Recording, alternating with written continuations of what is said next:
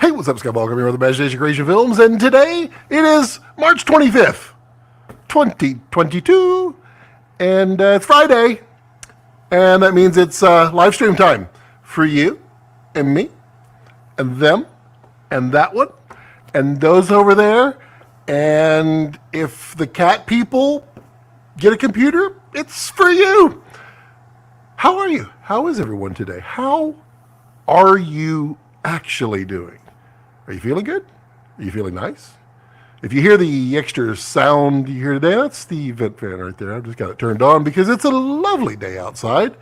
The birds are singing, the wasps are flying, and I've got the vent on to warm it up in here because it was cold last night, like 40 degrees, so therefore it was 40 degrees in my studio.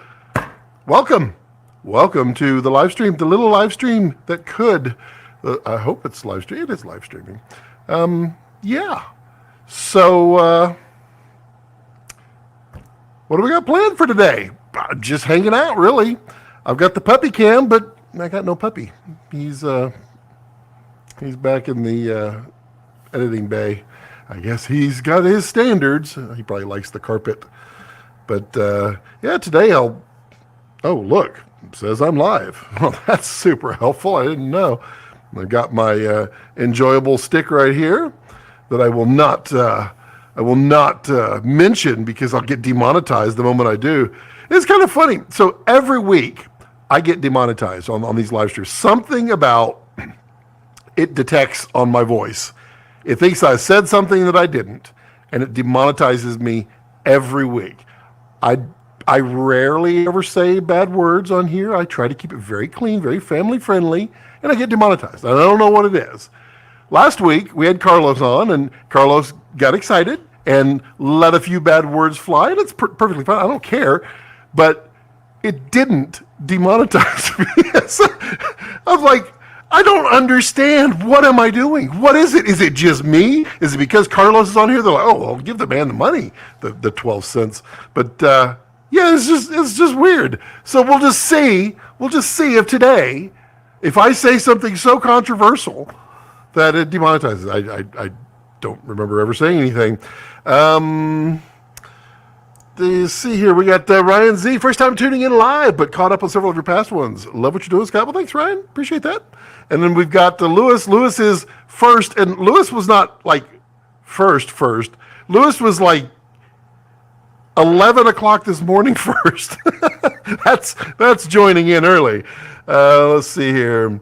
Lewis, yep, we got Ryan Zimmer is feeling good. Very good. I love it. Hello, friends. Hello, Lewis. Fill me in. How was your week? How was my week? My week? What was my week like? Well, I did quite a few things. I'm trying to remember all the things that I wrote several scripts for some episodes here, and then I continued to work on my script is like this long now for my storage for filmmakers series, and I'm basically just writing out everything that I want to share and show and explain, and then I'll try to figure out how to segment it up into different segments. But I did that. I got the new split air conditioner heat pump installed in the studio, so we've got heat in here for the first time like ever. We've got a wonderful air conditioner that's not super loud. It's kind of amazing. Hello, Kevin. How are you, sir? You doing well up there north of me? What's an enjoyable stick? I'm not saying it. It's totally not anything bad. Just if you say that word, YouTube goes like, oh my God. And I'm like, no. And everyone talks in a high falsetto, and I don't know why. And hey, Tyler Edwards. Hello, Tyler. How are you? King says, hit the like button, and I like the way you think, King. I do. Tyler says, tuning in from Dallas today. Really? Nice. What you doing in Dallas? The big D-town. So we got best friend King is here. Scott says, how did you forget about the underwater documentary you filmed this week? Well, with all the work that I've done, I've been underwater for so long. But bumps. Yeah, I did not do an underwater documentary. I did work. Well, I mean, I did. Okay, so yeah. Okay, thanks for making me think about all the stuff that happened. So I don't know if you saw on Kessler Crane's YouTube, TikTok, Instagram, Facebook, there was the 60-second short that I did for them, recreating MKBHD's really cool robot shot that they did on their Mac Studio, and we recreated it using Kessler gear. And so I worked on that a lot this week. So I worked on it all day Tuesday, and it took me quite a while to figure it out, do the math and all that stuff, and get it all set up. And I got it where it was basically exactly what I wanted. And then we had the tornadoes come through. I don't know if y'all saw that. If y'all didn't see it on my, I can't because it's not plugged in. I was going to say I could play that. Well, I can. Watch, this will be the thing that demonetizes me. I can play it, actually. I have, plug that in real quick, because I have the video on here. And which one is it? There we go. All right, so let's see. Where is it? This one? Nope. There we go. So this is me. You'll hear me talking, of course. This was literally 1 mile from my house. And if y'all saw the video of the kid who was driving the red truck that got flipped over and then flipped back up and then he drove off, that was the tornado. It's like all in that area. You can see all the debris. It's pretty wild. It definitely, I mean, I love weather. And weather is, I mean, it's really cool, and that kind of got me excited. I was like, that's neat. I want to do that again sometime. And go like not tornado hunting, but just go out and I love shooting like thunderstorms and stuff. So that was kind of cool. So that rolled through. Like I was done with the shoot and I was ready to shoot it for real, where I run it through several times and take things in and out. Tornado blew through, no damage here, everybody's safe, no problem. But it did kill the power 5 times, which killed my move. And so I had to redo it all Wednesday. Didn't take quite as long, but I changed a few things, tweaked it, got it better, and then all the good stuff, edited it, put it all together. And so that was a lot of my week was that kind of fun stuff. Let's see here. Jason says, welcome from San Antonio. Hello, Jason. How are you? Lewis says, Scott, I haven't been able to get gigs like I used to work with weddings and films. How do you keep your mindset in abundance and not slip into scarcity? Well, I mean, the biggest thing, honestly, is when you have downtime, elevate yourself. So when you're not working for someone else, make yourself work for yourself. Do some of your passion projects. If you don't have a passion project, the downtime is a perfect time to find a passion project that you really believe in. Start working on that. Train yourself, learn new things, do new techniques. I mean, that's kind of where the whole Kessler move thing came, was like, I think I can do that. And I did. Tyler says, client gig. Nice, dude. I like client gigs. I have a little. I like more, and that's where clients come in. What is that from? That's from the movie with the... I know it, but he's got the kid. Kevin says, keeping my feet firmly on the ground. That's right. Keep reaching for the stars and keep your feet firmly on the ground. I'm Casey Kasem. Hello, Luca. How are you? Jim Shield says, what's crackling, y'all? I like crackling. You ever had crackling? That's good stuff. If y'all don't know what crackling is where they take the fat from a pig. It's a very Southern Louisiana thing. It's a Cajun thing. They take the fat from like pig belly and they fry it. and then they take it out, and then they fry it in super hot oil, and it pops. It's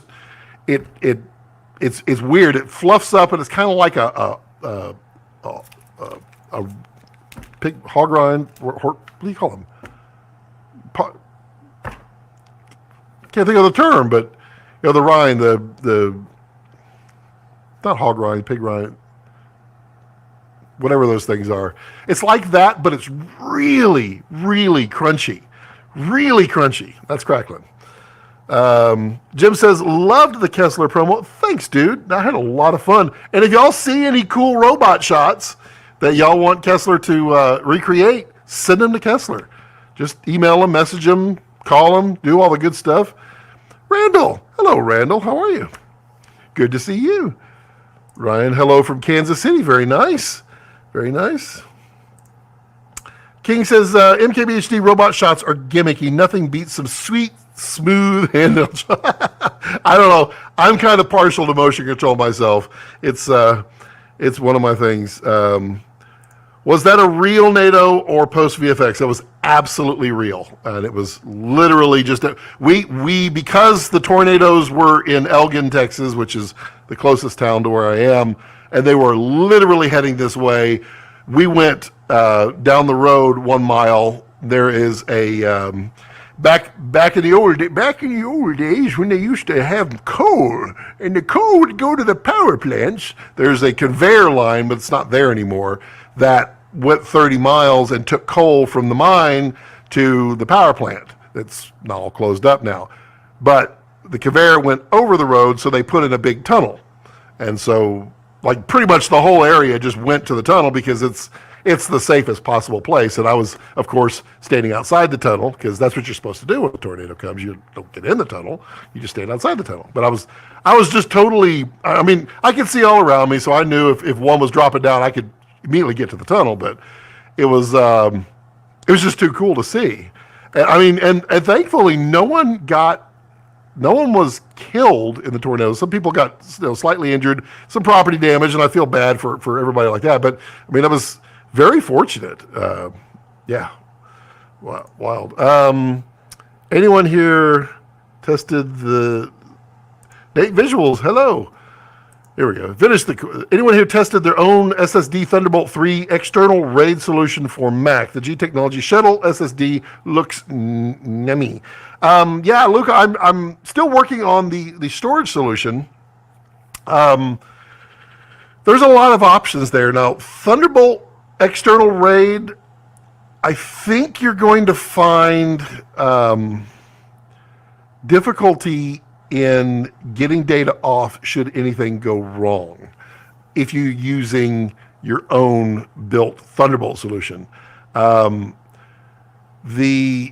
one that I actually like is Eureka, which is very similar to G Technologies. I've used Eureka for like 6 years, and I really like them, and they're really fast.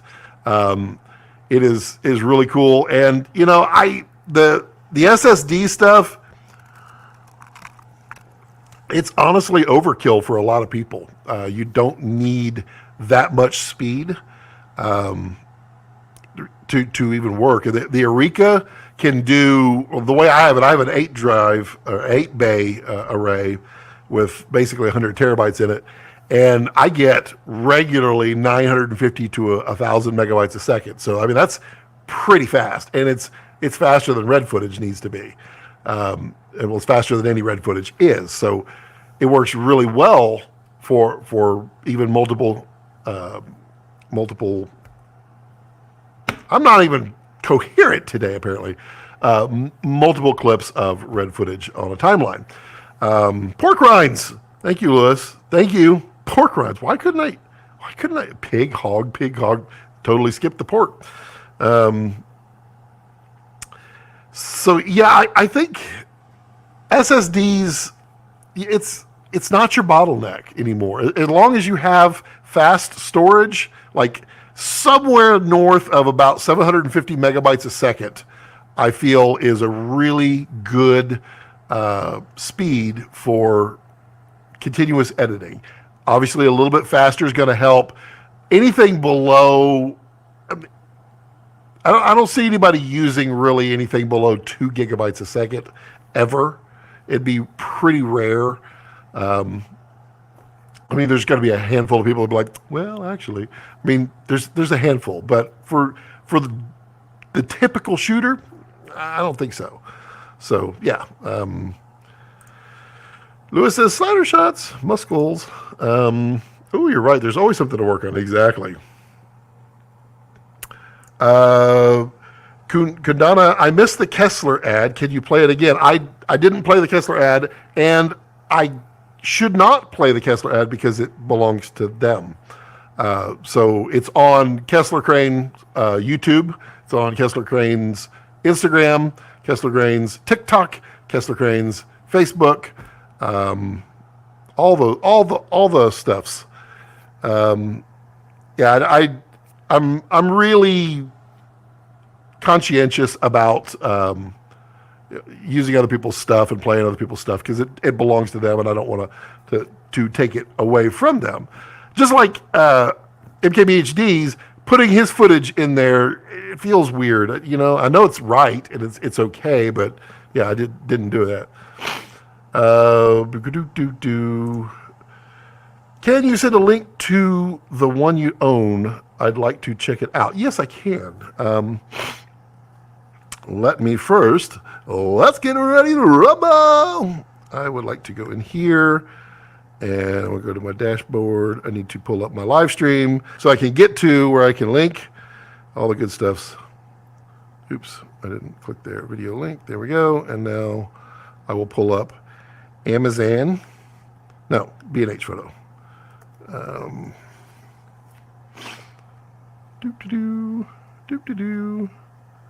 Oh, I can't do it, can I?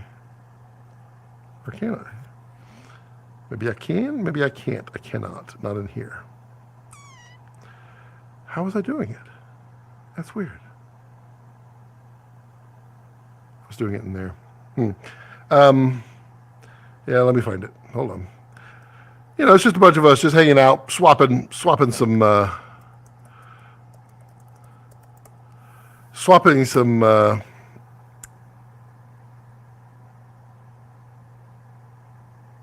okay, so that one, I'll post a link to this one. It's on Amazon. I mean, obviously, Luca, you're not in like my Amazon zone, so it won't matter to you. But you can see it, and then anybody else, if you're interested, you can click on that link. It is I put an affiliate link just because you know. You can also buy it at B&H. But I have the Thunderbolt 2 version of that. Personally, I think today the win here is to get the 12 drive version. There's a 12 bay version. It's the 1253, I think is what they call it. And the reason being is that you could put 8 drives in there and be really fast, and then you can expand for more drives as you need to. Lewis says, what do you eat in a day? Do you have a favorite? I love cooking. So usually what we do is we cook up something really nice and we make like a lot of it. And then wife and I will kind of eat that for like the next 2 days. It's kind of silly. Like we'll make, like I think we're going to make spaghetti tonight. We'll make a big batch of spaghetti. And then we'll divide that up into like 8 portions. And then we just put that in the refrigerator. And then she takes it to lunch and I take it to lunch. And then we just eat that. We have fun. But I enjoy cooking a lot.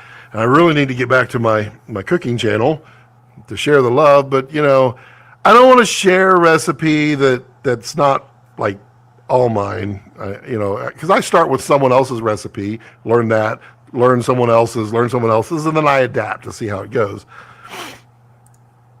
Reach. Hey, Scott. I see you may be looking to move to the Kansas. I might be. It's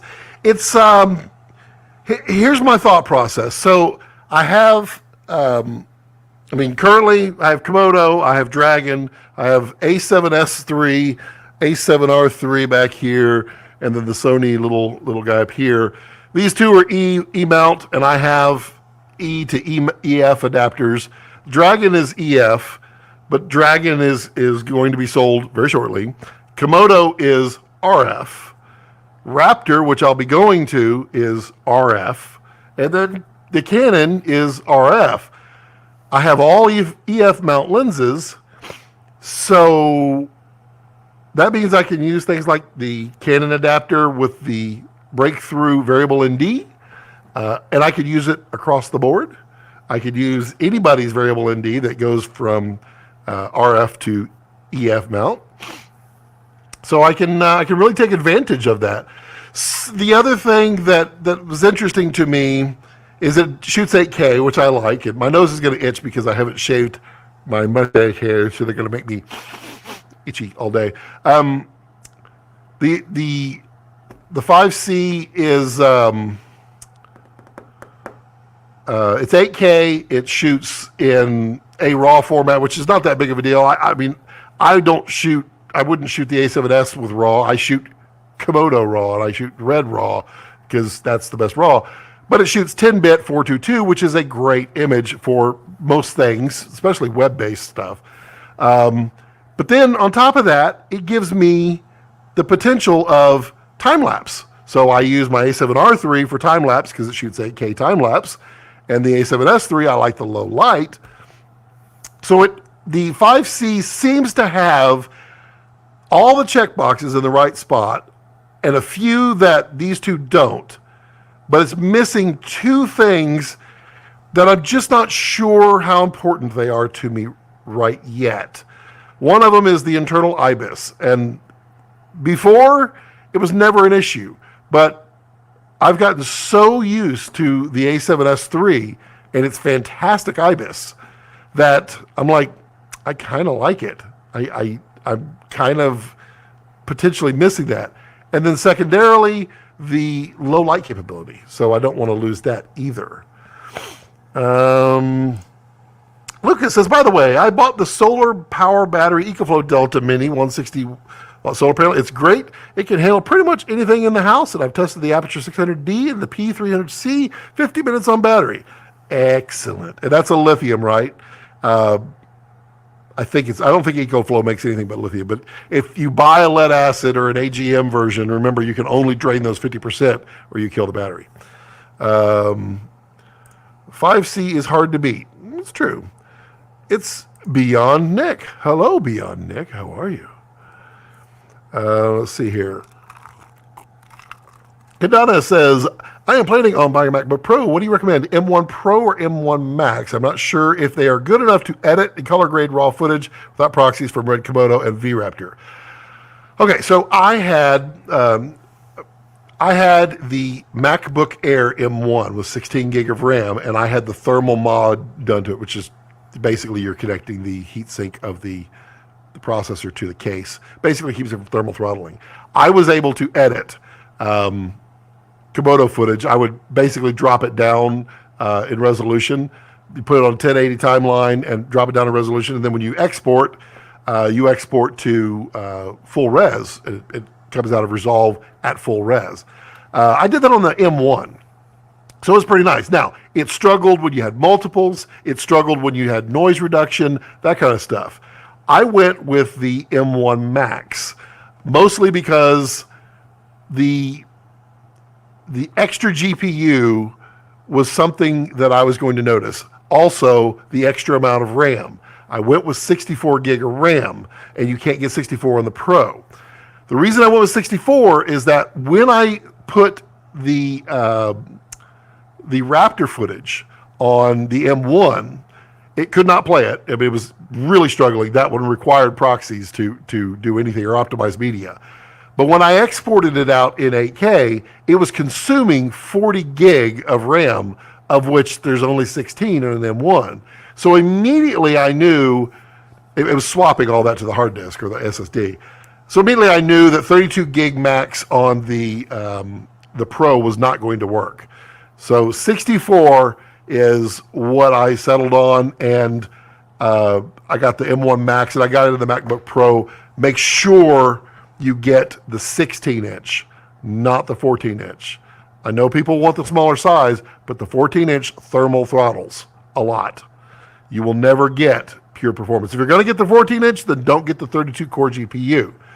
There's not enough thermal capacity inside the 14-inch. The 16-inch has way more fans and volume in there to get rid of the heat, so it doesn't thermal throttle.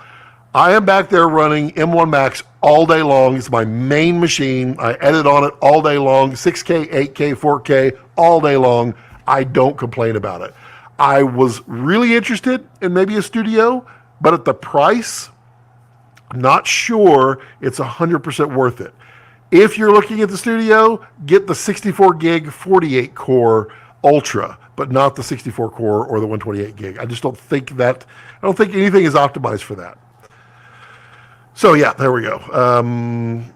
Have I looked at the X9? Z9. I was like, X9. I was thinking Z9. I have not, but I have friend Bill, who's always, well, he pops in and out here, but he's busy shooting his movies. He is very much into Nikon. I can't do Nikon now. I've switched away from the opposite focus. I was a Nikon guy for many years. I switched to Canon, and I don't want to switch back. But I mean, it's kind of cool. It has a lot of features, which basically it looks kind of like the 5C. Reach says, interesting. I just picked up the R6 because all I wanted was good quality 10-bit 4K small file sizes, and the R6 was the only cam that did IPB downscaled where you need all I on R5 and R5C. I like all I personally. I always enjoyed when I had the GH5. I always shot it in all I. That being said, on the Sony, I don't shoot all I anymore because the CPUs and the processing are more than capable of doing it now. A lot of folks sleeping on the Z9. I mean, if I was a Nikon guy, yeah, that would be the 5C that I would be looking at. 5.5K downscaled to 4K, which is good because like we've talked about on here with the Bear pattern, a 4K sensor does not give you a true 4K image. It gives you 4K of pixels, but there's not 4K of red, there's not 4K of green, 4K of blue. There is like 2.5K of each. 5.5K get downscaled to 4K gets you a lot closer to a true 4K. I think it's 6 point something K that allows you to get all the resolution there. Jim says, I rented the A7 IV for a B-cam shoot this week, and man, the IBIS is good. Wouldn't dream of it replacing a red, but it's going to replace my Pocket 4K and probably A7R2 ASAP. Jim, I was super interested in it. I was considering the A7R3, selling it and just picking up a 4 because it would have the same video quality as the A7S III. What I'm hearing, though, is the A7 IV overheats. It cannot shoot 4K for very long. That was interesting to me. So read up on that. Beyond says, King is a beast. It is a beast. Okay, there we go. That's a great lens. Mel, Nikon gets better skin tone vids over my A7S III. Interesting. I'm not displeased with the A7's S's color. I like it. I find it one that I don't have to do much to. Kind of like the red. When you use IPP2, and I like to go with like the high contrast and like a soft highlights. I don't usually have to mess with it too much because I really like the way it looks. I think it has a very nice non-video, somewhat filmic look. I dig that. Nikon's colors are great, especially in log. I mean, I enjoyed the Nikon. The last Nikon I owned was the D200. Yeah, the D200. It was cool. I mean, that was a long time ago. What was that thing, like 8 megapixels? 10 megapixels? 8? Probably 8. Sony lenses, only G Masters are worth it, but they focus hunt like a blind bat. So I use, like on all my little B-roll shots where I'm just taking B-roll of a product just for quick review and such, I shoot all that with the A7S III, and I shoot it with the kit lens, the 28-70 plastic kit lens. And I am absolutely blown away with how good it is, especially for the money. Now, the ideal lens that I would prefer is probably the 24-105 would be a really good lens for the Sony. But that thing just nails focus. It's really good. I paid $200 for it, so I was really happy. Canon L series have super annoying small focus gears that sound like bad brakes. I've heard those. Definitely. Z lenses are super smooth, sharp, but they're heavy. Yes, they are. My favorite Nikon lens was the 85 back in the day. The reason I switched, I've told this story a couple of times, the reason I switched from Nikon to Canon is Nikon said they would never make a full frame sensor. I mean, clearly that's not true today. But they said, no, we're done. APS-C is the way we're doing it. And I was like, fine. So I moved to the 5D Mark III. You can finally switch the focus ring now. So what I had put on every lens that I have are these. These are the focus rings. I'm pretty sure I've done a review on them, but my buddy makes these, and these things are amazing. They are adjustable. You just cut them to length, and then you cable tie them around your lens. And if I had a lens around here that was, well, I mean, yeah. It's Komodo. Hello, Komodo. So you can see them right here. I put them on everything, and they hold on really tight. I have them on my zoom, and I mean, this was the lens that I used on that Kessler shoot. And these things are great. They're really affordable. It's a wide open camera. Use my Amazon link and grab you some. But I love those gears. I love them on photographic lenses, especially. I mean, I wouldn't put them on a cine lens, but I mean, with photo, even if you're only doing photo, it gives you something better to grab. It's better than the rubber to me. Ryan says, I'm on Komodo, but not heavily invested in Canon glass yet. I do want autofocus. Would you go RF for size and control ring for aperture, or go older EF glass, especially for adapters like speed boosters? My instinct says EF for a couple of reasons. One of them is you can use adapters, which means you can do like the Canon adapter with the drop-in, and then there's now several manufacturers of drop-in filters for variable NDs. I like the Breakthrough, but you put those in, and now you don't have to carry ND filters. It's a huge win and lightens your bag quite a bit. You can't do that with RF. You can't put it in between. So I kind of like the EF for that. I'm going to enjoy this for here for a moment. I like the idea of the A7 IV lens compensating on Sony. Yeah, that was a feature that they added to, was it the FX6? And that's a cool feature. It really is. That's something you can't do in every case, but Sony is doing it, and it's kind of cool. Ollie! Hello, Ollie! How are you? Joe! What is up, Joe? Speaking of the A7 IV, how is low light between the A7 IV and S3 and the A1? Here's how I would rate those on the low light spectrum. A7S3 is bonkers good, like really bonkers good. The A1 is not bad. The A7 IV has a slight edge over the A1 in low light. But if you're looking for a Sony, do y'all have those there? You have those there, don't you, Joe? You got to have those there. And yeah. Ollie says, great job with the Kessler vid. Thanks, buddy. I appreciate that. And I think we're going to do an expanded version of that so we can go into more detail. That was 60 seconds and me with my Micro Machines voice. Hey, what's up? Come on, it's really tough. I had to shoot that 27 times.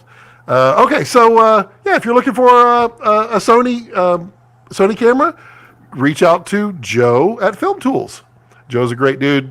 Film Tools is a great company out there in sunny Burbank is where Film Tools is. So, but yeah, Los Angeles area, great place, and they have all the sunny products. They have all your famous grip gear and film gear. And I like those guys over there. Plus, I like Joe. Joe's a good guy. Beyond Nick says, RF will future-proof you better, but having the VND to the RF is handy. It's true, it'll future-proof you. However, because you can always adapt to EF, I don't know how important that future-proof is. I suppose at some point there will be a reason that EF won't work, but I don't foresee it anytime soon. I mean, that's the beauty of something like a mirrorless camera is the lens are so close. The first element is so close to the sensor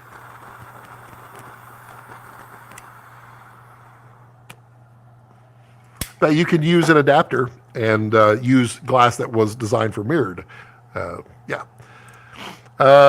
Jim says, I did see the temp indicator during the interviews, but set the temp threshold to high and didn't have any problems similar to the early complaint. Interesting.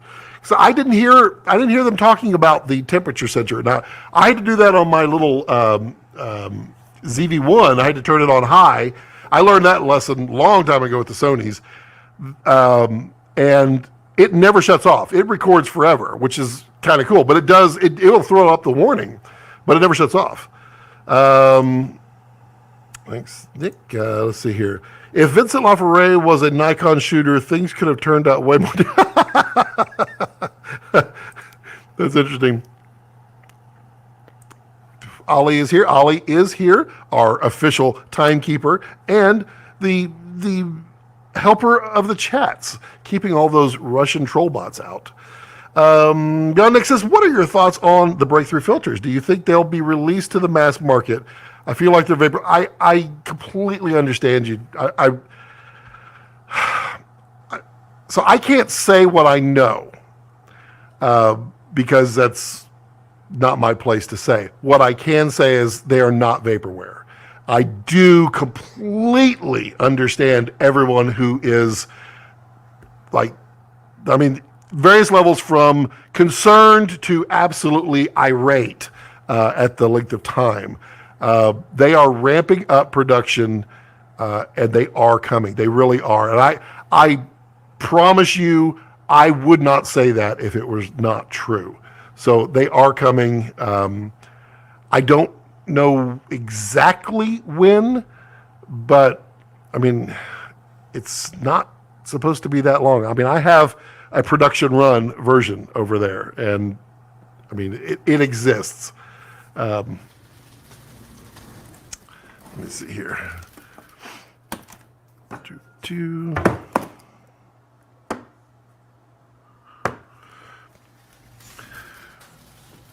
So these are the production runs. These are cello sealed, and a review will be coming shortly. These are finals, so they are absolutely. I mean, if you're going to vaporware something, you're not going to take the time to make a box for it and cellophane it and all that stuff.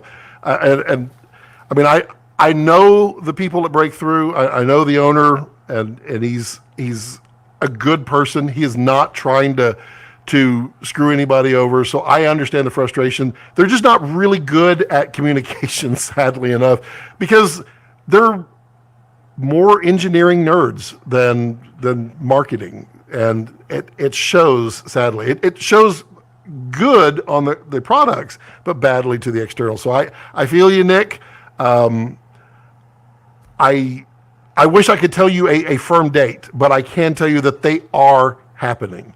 Absolutely. Kings to Ryan, I'm in the same boat. I have the EF Sigma 1635 per Scott. Yep.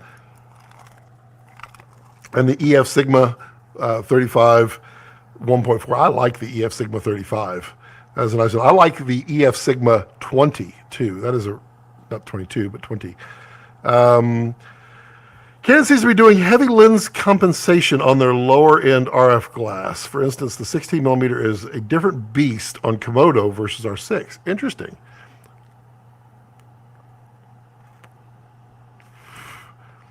Nunez, yes sir. Yep.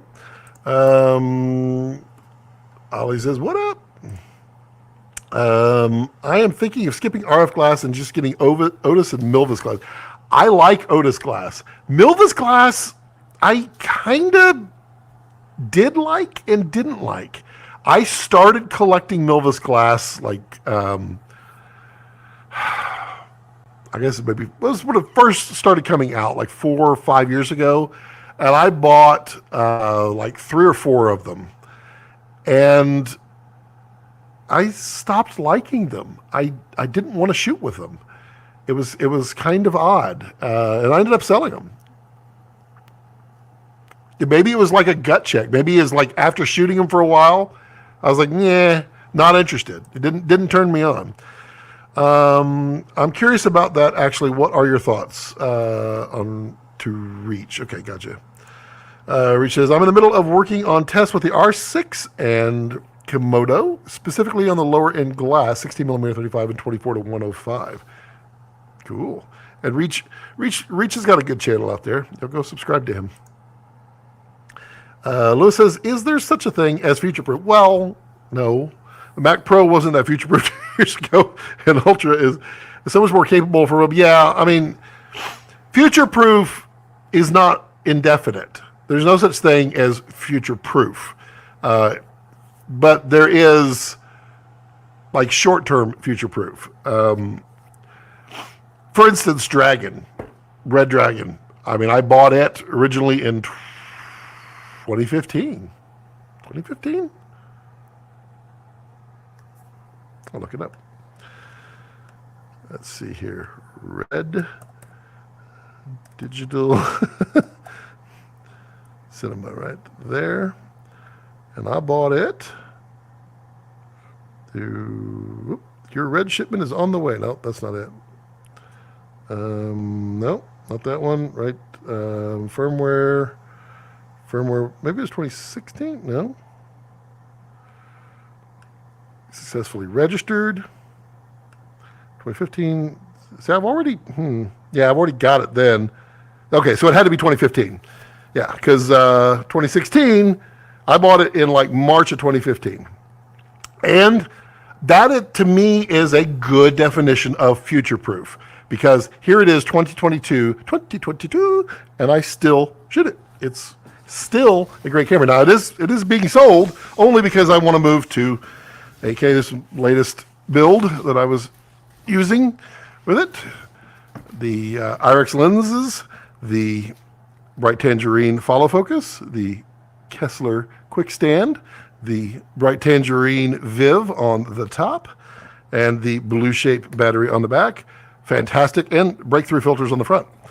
Fantastic build. Kind of heavy, but, easy rig it, and, life is good. Let's see here. I think years ago, future-proof was possible, but even Apple upgraded my 2020. Yeah. How many nits is the A7S3 or A7 III? No, A7S3. And so I don't know how many nits it is, but it does have a bright mode, and in the direct sunlight, you can see it. It's not what you want, but it's not gone either. Like the A7R3 is gone. I mean, the sun hits it and you're like, I think there's a picture there. Is the camera even turned on? So you turn that on high bright mode and it's pretty bright, but it's not, maybe 800 to 1,000 nits, maybe. It's not going to be 3,000 nits. You don't need sunglasses to read it. Lewis says, Gary V keeps telling me that I'm making excuses and need to make more content, and I'm young and got one life, and I got one time to make my life a NFT, and what do I do? It's overwhelming. Well, you do things one a day at a time. For instance, there's no older person today, people that are older, not young like me, old people, who would tell you don't save money. I mean, if you're young, you start putting away $20 a week into IRAs, savings, whatever. Start socking it away. And as you get older and older, always take that money out and put it in savings. Later on in life, you'll thank me for it. there's not a soul on the planet that would tell you that's bad advice, because you don't realize how much that money works for you when you're young. That $20 will turn into something like $2,000 if you just let it sit from the time you're 18 to you're 65.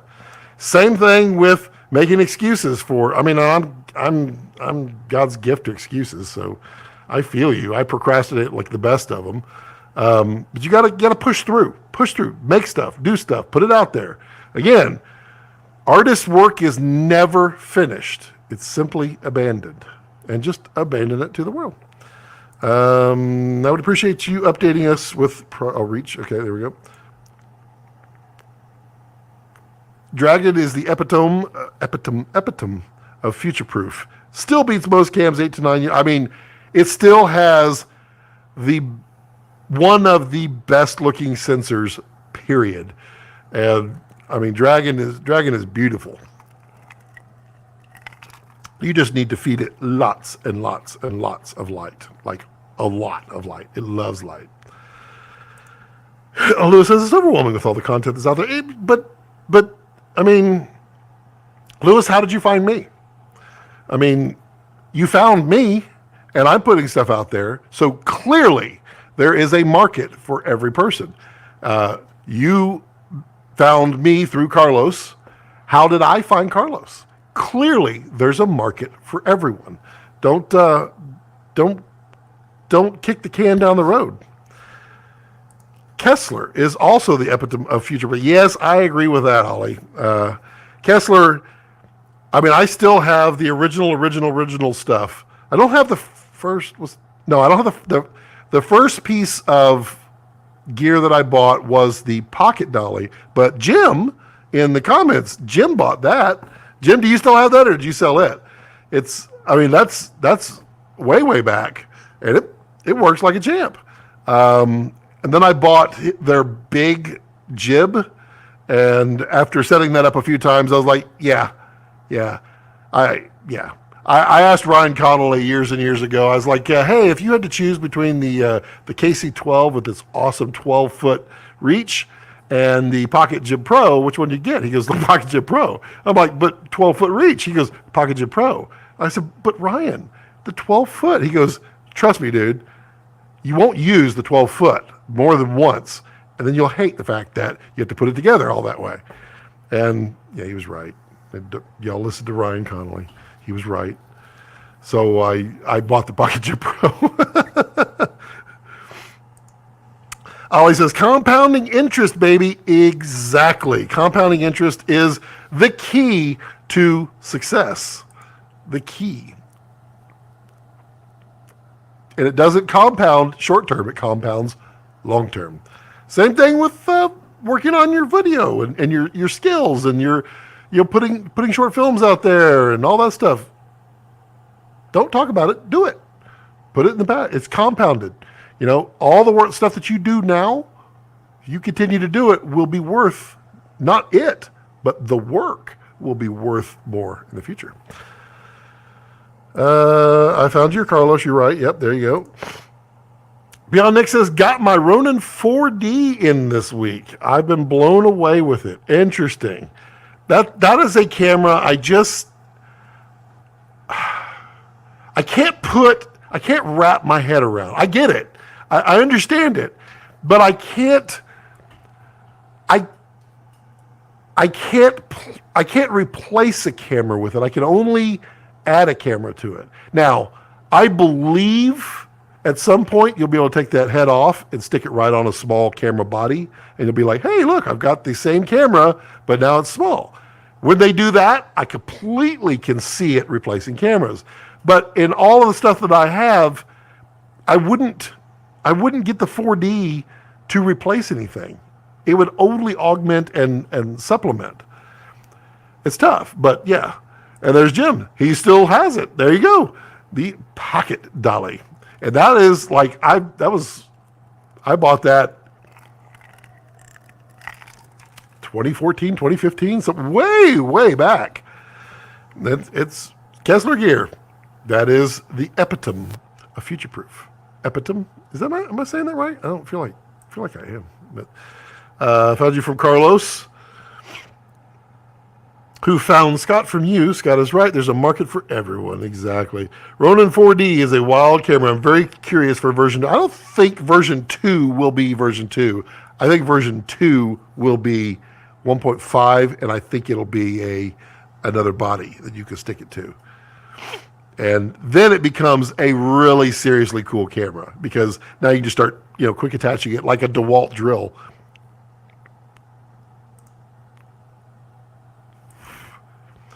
I was in the same boat until I used it. Crazy good in low light.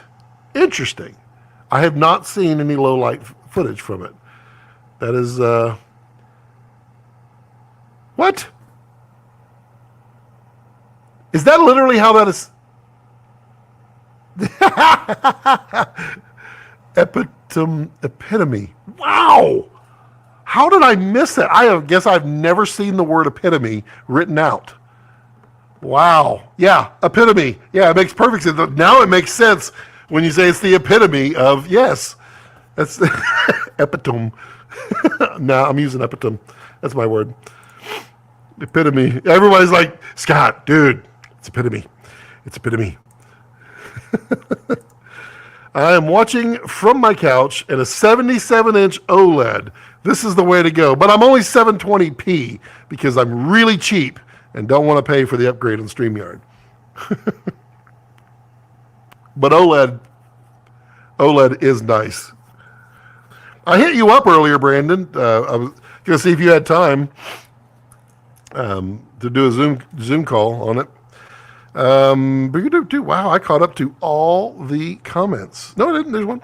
Running 4D plus the Laowa 9mm again. That would be an interesting combo because Laowa makes some pretty amazingly good ultra wide lenses. I mean, it's kind of shocking how good they are at it.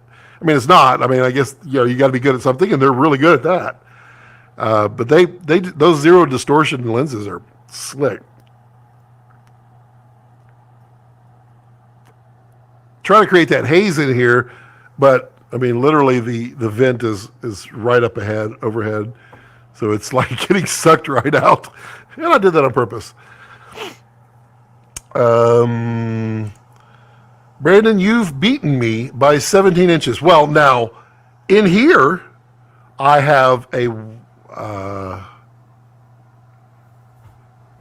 it's either 137 or 143 screen is what I have in there. It's not HDR. It's not even 4K.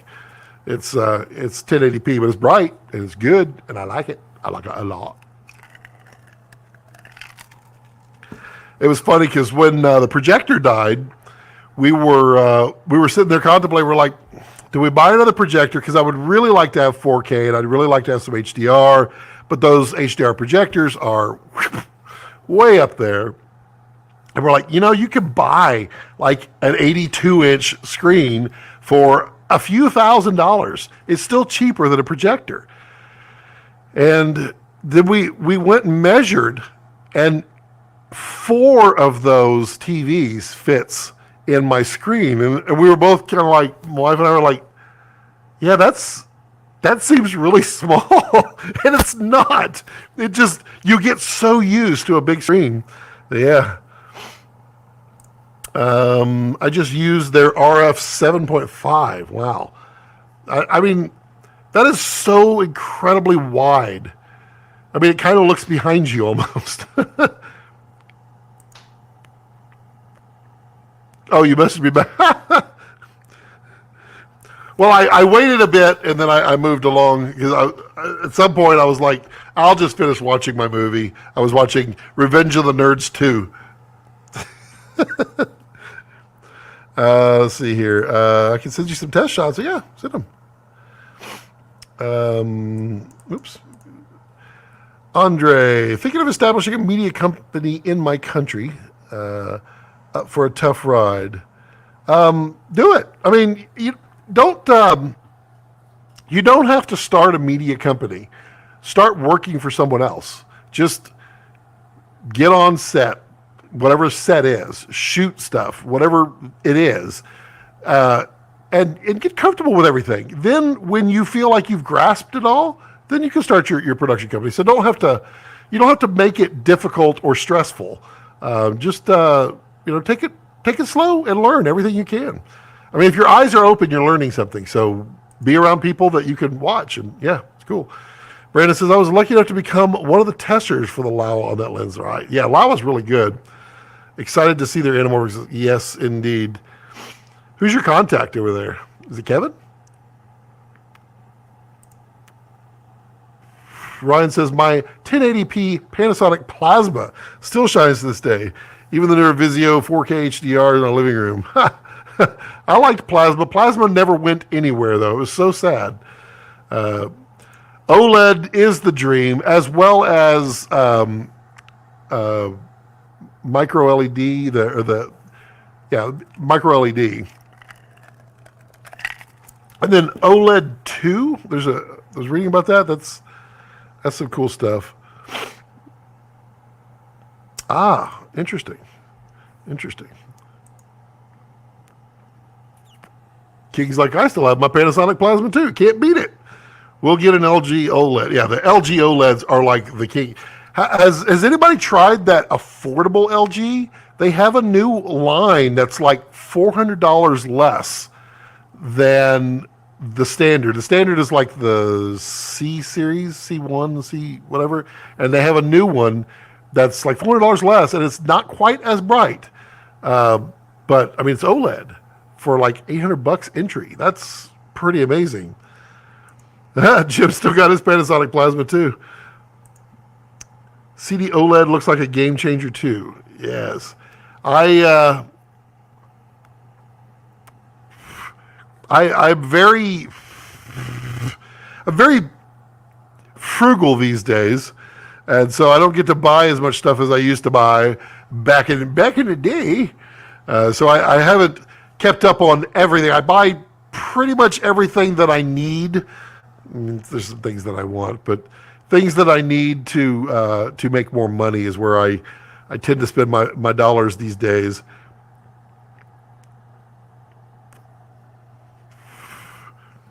That's an enjoyable stick.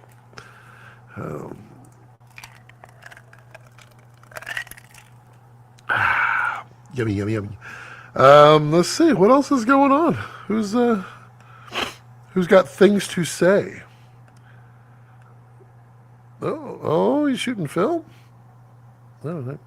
Y'all ever watch The Craftsman, Steady Crafting on YouTube?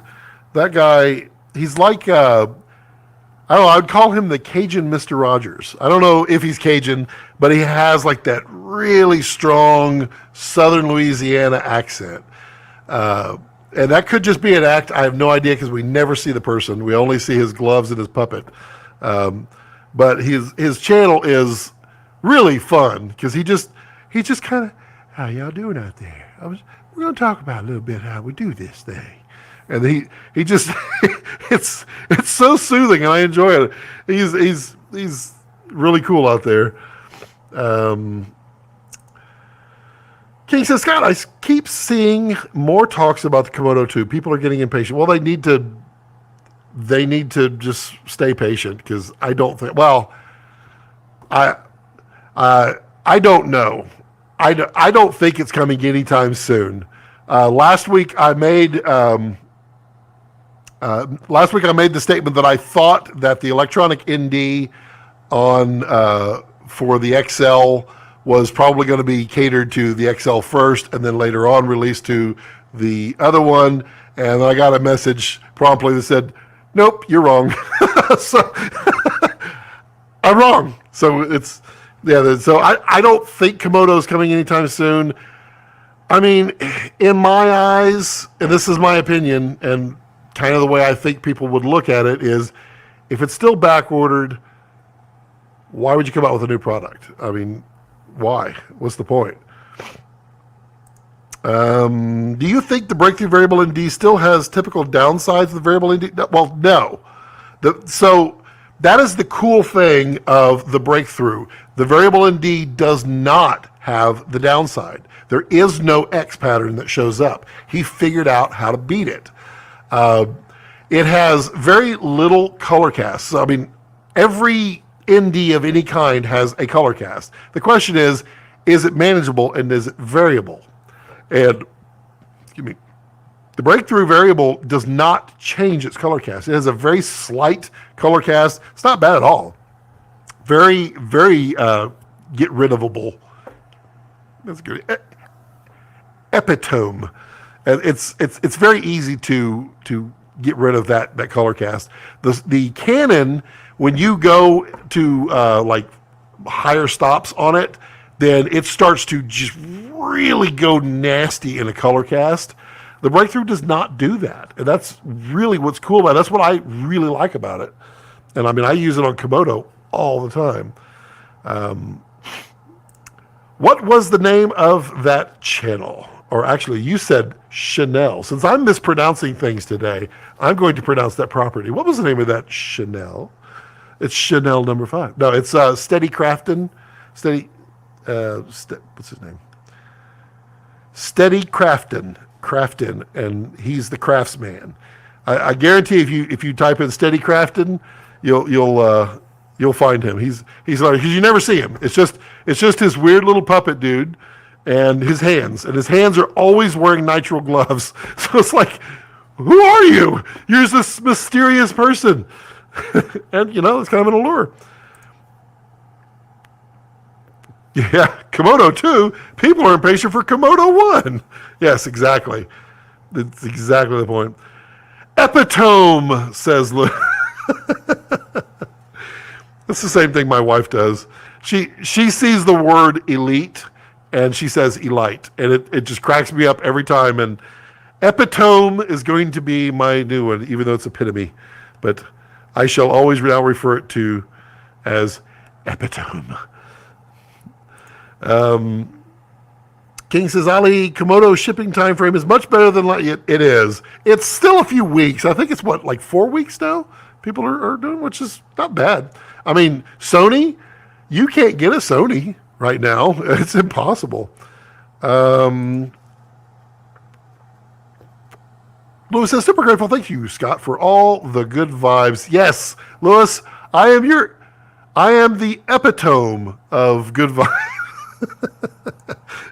Beyond Nick says, thanks. Yep. Ryan says, that's awesome. I'll have to pick up the breakthrough then. I mean, it really is worth it. It's a good quality variable ND. Now, I will say that the longer he takes to get the productions going, and he has been shipping, it's just he hasn't ramped up. So there's a lot of people that have gotten them already. It's just not everyone, and it's not all the back orders yet. But the longer it takes, the more competition is going to come in there. And I mean, that's just life. And I get it.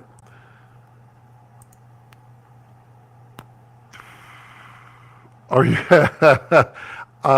No, I'm not. Not building a rig around the G-Raid. That's the G-Raid, right? It looks really cool, but it's all based on Linux right now, and I don't like Linux that much.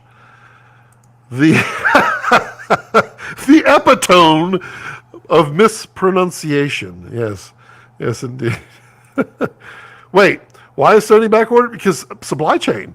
Like, China is shut down right now. Most of where all the big electronics are being made is shut down for extended period of time due to another outbreak, and all the parts just backlog. So, I mean, you look, there's no Sony hardly anywhere in stock. Maybe Film Tools has it.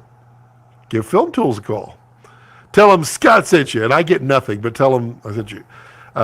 We're actually we're going to partner on something cool coming up really soon with Film Tools, and they're not paying me. We're just partnering together. They're going to help me, and we will get the word out there. So I mean, I like Film Tools anyway, but I mean, they're really cool.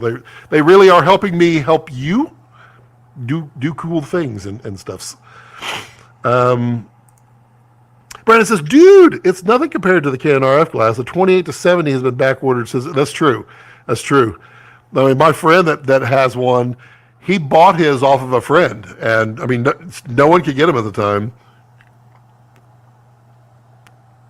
He got it used. It was the only way. Epitome in your home while on the phone as you pick a bone in the zone. That sounds like Bill Cosby. Why is that? You forgot foam. Foam. And you put it all in a Pelican with the foam. Foam. That's right. And you can roam if you want to while you atone for all of the misnomers that you have mispronounced over the years. Joe says, yes! That's awesome. So yeah, give Film Tools a call. If you're looking for some Sony, give him a call. King says, are Canon L series lenses still only Japanese made? I don't think so. I don't think so. I don't know hardly of anything that is made. Well, I mean, there's some like Lights Glass, but pretty much all the big brands have shifted to China because it's hard to compete in a global economy without using the most affordable labor you can get. It as they say, it is what it is, or as my friend says, it's what it's. Let's see here. Jared mentioned a potential solution to the Raptor sensor. Yes. They have a solution that they're finishing up. I read about it, and yeah, it would take care of it. And I think they're just testing now. And yeah. Scott is the next upcoming hottest rapper. I don't know about the hottest. I don't know about the rapper. I don't know about upcoming. But yes, I am Scott. Boo! Oh, well, see, my fan club's already here for the rap. Balkster G. Actually, I should mispronounce that. Balkster. That's what everyone says. Balcom. Hey, Scott, Balcom?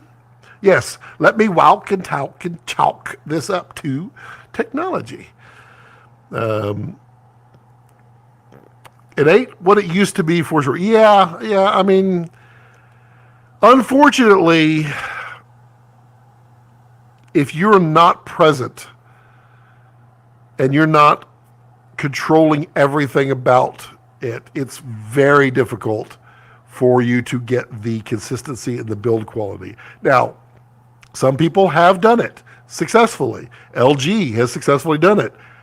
Amazon, no. Apple, the other A company. Apple has successfully done it. The quality that comes out of China from Apple products is astounding. And I think that 100% has to do with Apple money. Apple's like, no, we're not going to pay you unless you do this. And considering how much money Apple makes, yeah, they're going to do it right. The boo is for outsourcing. So there's a chance for my rapping. Any recent purchase you've changed your perspective? No, not recently. Oh, hello, Jared. Need to make Balkster t-shirt. Oh, God. Balkster G. Balkster G. Hello, Jared. Do you have a hint you wish to drop? People asking about Komodo 2. And I was wrong, but you never told me how I was wrong. As only Jared would do. Jared does drive-by comments, which I love. It's absolutely amazing. You spit hot fire on the wax, you dig? Let me go grab some wheels of steel, and I'll lay down some fresh tracks. Bulkster. Quick, someone get the domain. Don't know what you're talking about. I don't either. Yes, we need that mixtape and the merchandise, Scott. Yeah, we need the merchandise. We need the merchandise. I need to get on t-shirts. I'm not going to do a Balkster t-shirt. Beyond says, hello, Jared. Is anybody going to NAB this year? Looking at like the polling out on the Facebook groups, it's like 20 to 25% of the people are going to go. Makes me sad. I kind of want to go, but I don't really want to go if no one's going to be there. And music video.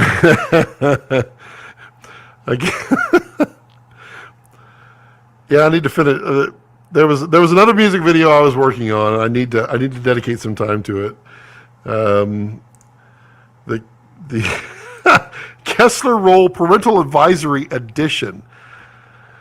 I mean, I'm already a man with no pants.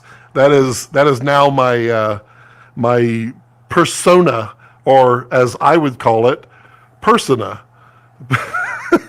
That's my persona when I do silly stuff like that. No red booth at NAB this year again, and it makes me very happy. I know it does. It's completely understandable. Is anybody going to be there though? I mean, roaming even. If you're going to be there, I might just go. I might just go just to say hey, because it's been way too long. We need a straight out. It'd be more straight out of Elgin with Scott's Vector face merch. How many lines though? How few vector lines can you do and still recognize me? Because you got to get a rounded face, and somehow you have to vector a beard. I'm tempted to go. It would be nice to catch up with everyone. I know. I really, really want to go, but if no one's going, then it becomes just kind of sad. Man with no pants dropping in 2022. That yes, it's thousands of years in the making. 18,000 years in the making. Are Red going to be Red? Red is typically at Cinegear. And Joe's like, Film Tools will have a booth at NAB. Well, Joe, then I might just have to go. I might just have to go just to see you again. It's been a few months since we've last hung. Cinegear, much better. We'll be there, Jared. Red just needs its own Red Direct Expo. I don't know. That's not... Maybe. I know you talked about it at one point, Jared. You should totally do that. The Red call it Epitome 2023. Let's see here. Phil Holland 50-50, kind of want to. If I'm not abroad filming, might zip in. So wife and I are going to go on an adventure here shortly. And I was trying to time it with NAB so that I could go by there. But what I'm finding is there's no place now on the strip that you can park a van. MGM, I think, has one place, and you have to reserve it ahead of time and pay $30 a night to park your van there. I don't want to sleep in my van there. I want to sleep, in a nice Vegas strip. But yeah, that'd be kind of cool. Red is usually at Cinegear with the exception of Global Paint. Yes, exactly. So what's going to happen when the government implements the programmable digital ID? I have no idea. Yeah, the party at the studio. Oh, yeah. RedCon. That'd be kind of cool. Red Patome.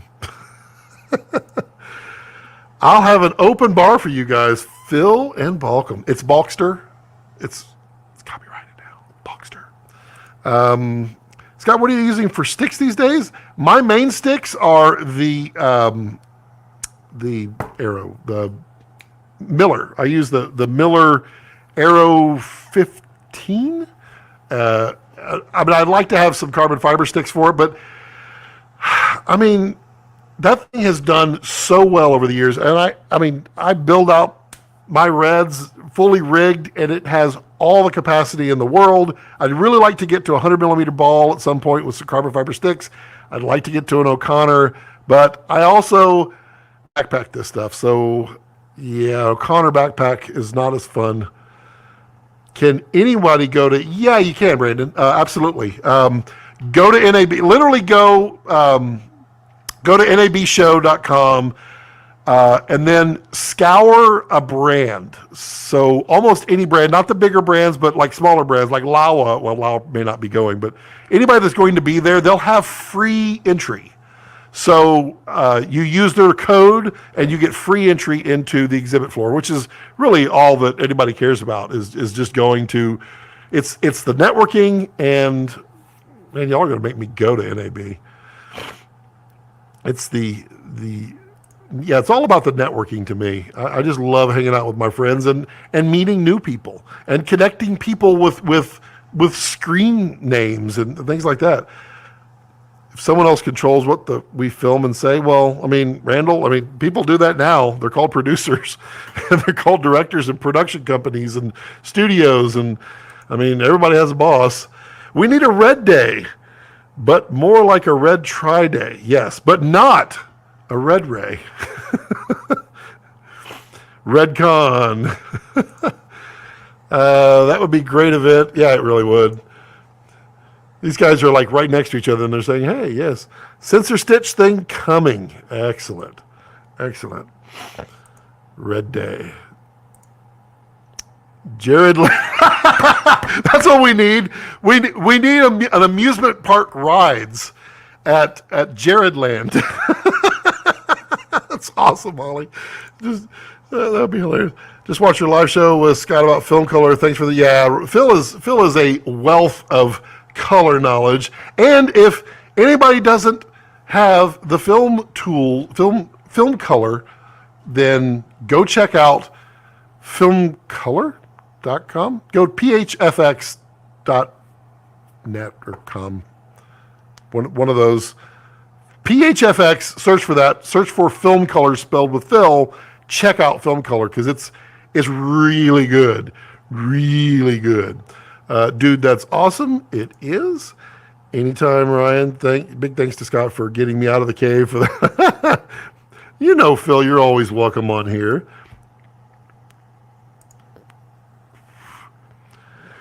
Oh, you'll be in Florida.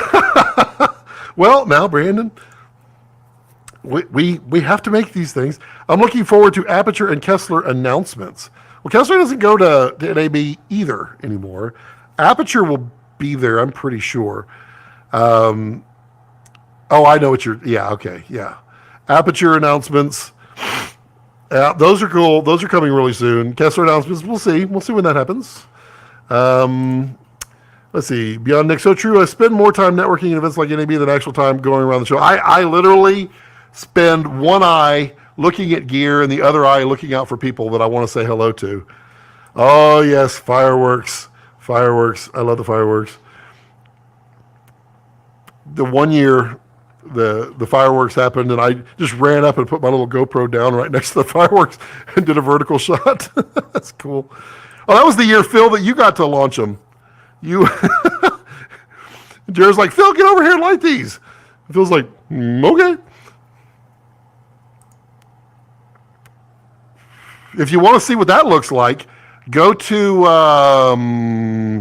way back in my my repertoire. Ooh, good word. Of videos back in 2019 around June, and it should be City Gear 2019, and you'll see the City Gear. See what it looks like as I vlogged it. Ah, yes, the fireworks. Always a nice for a big boom and ticking off the neighbors. Nope, no phone calls for me. When you're traveling, do you have to slim down your kit, or you pack like me? What is this? I travel poorly. I travel with everything that I'm never going to use, even everything. My carry-on and my personal item are oddly very similar in size, but just enough where I can get away with it. And they're packed to the brim with everything I ever think I could use. And then I might bring some underwear. That's about it. But when I travel in my van, oh man, that thing is decked out for filmmaking. You've got all your bases covered, Phil.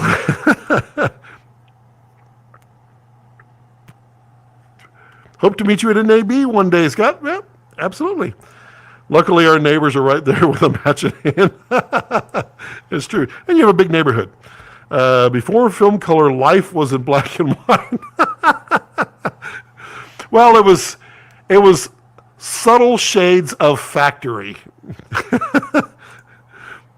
Fortunately, I have a lot of filming pyro experience.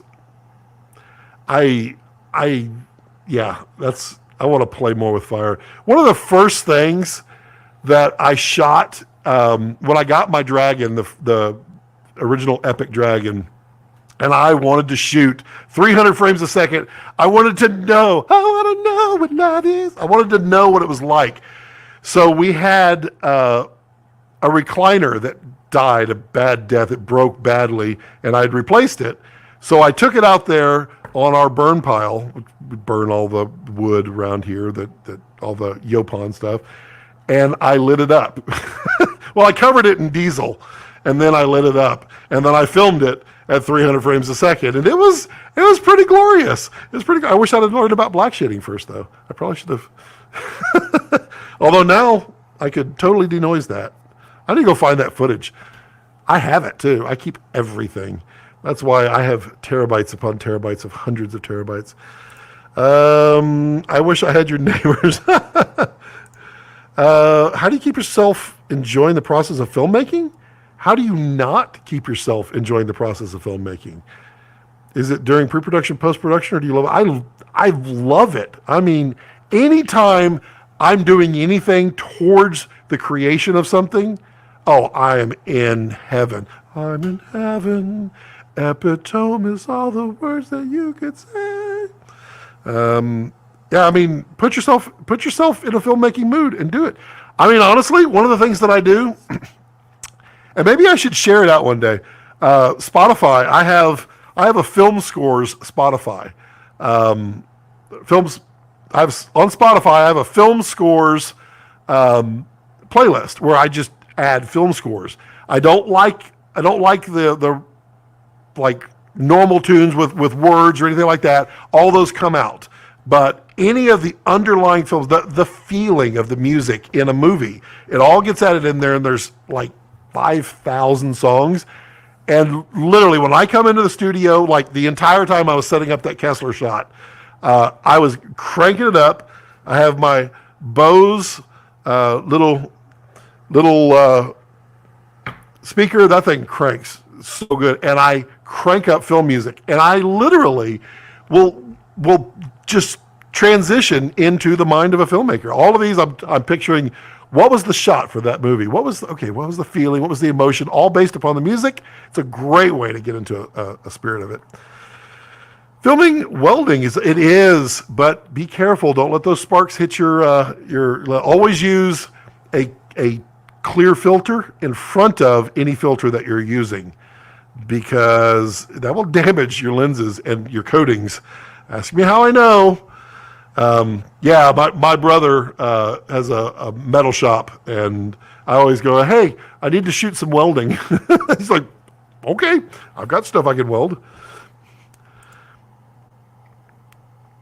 Dragon footage denoise, it does, it does denoise really well. And I guess that's the size of the pixel pitch of it that just allows it to clean nicely. And I mean, it just has such a pretty image to begin with.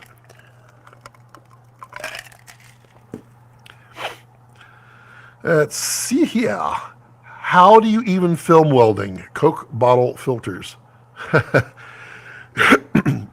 You put on multiple ND. So I use an ND 3 is what I use when I do welding, or you can stack an ND like a 2.1 and an ND 1.2 or 2.4. You want to get quite a few stops in there. Plus, you're going to be shooting at slow motion, hopefully, and go to town. But like when I was shooting a deal at Dallas Airport where they're doing welding, I mean, I literally had Komodo, and I dropped it down to 4K 60 and used the breakthrough variable ND and just zipped it on up to 11 stops, and man, had welding. It was awesome. Is it 11 stops or 8 stops? I think it's 11. Yeah. It was enough because then you crank up the shutter speed really high. I mean, you don't want to burn your sensor, and I don't know for certain. Maybe Jared can say. I know a laser can absolutely decimate or decimate, as I would say, decimate your sensor permanently. Welding is pretty bright, so I would want to have some ND in front of it and not just use shutter speed. That's why I love your energy, Scott. Always good vibes. Epitome. If you ever need to get fired up to film, I watch any of the. Beyond Nick, you are absolutely right. Those Red Collective ones are amazing, and it was Ivan Agerton, his Red Collective vid that literally it punched me in the face and in the gut with a reality check and a change your life. And I told him this, and he's like, "Oh, thanks." Ivan is a very humble guy, extremely talented. But it was his. If you watch it, it was so blunt. But he's basically talking about getting out of the corporate world, getting out of and he just F you to this and F you to, and it was, and I was kind of like, clutching my pearls, but I wasn't. But I mean, I was like, yes. And I mean, it was literally,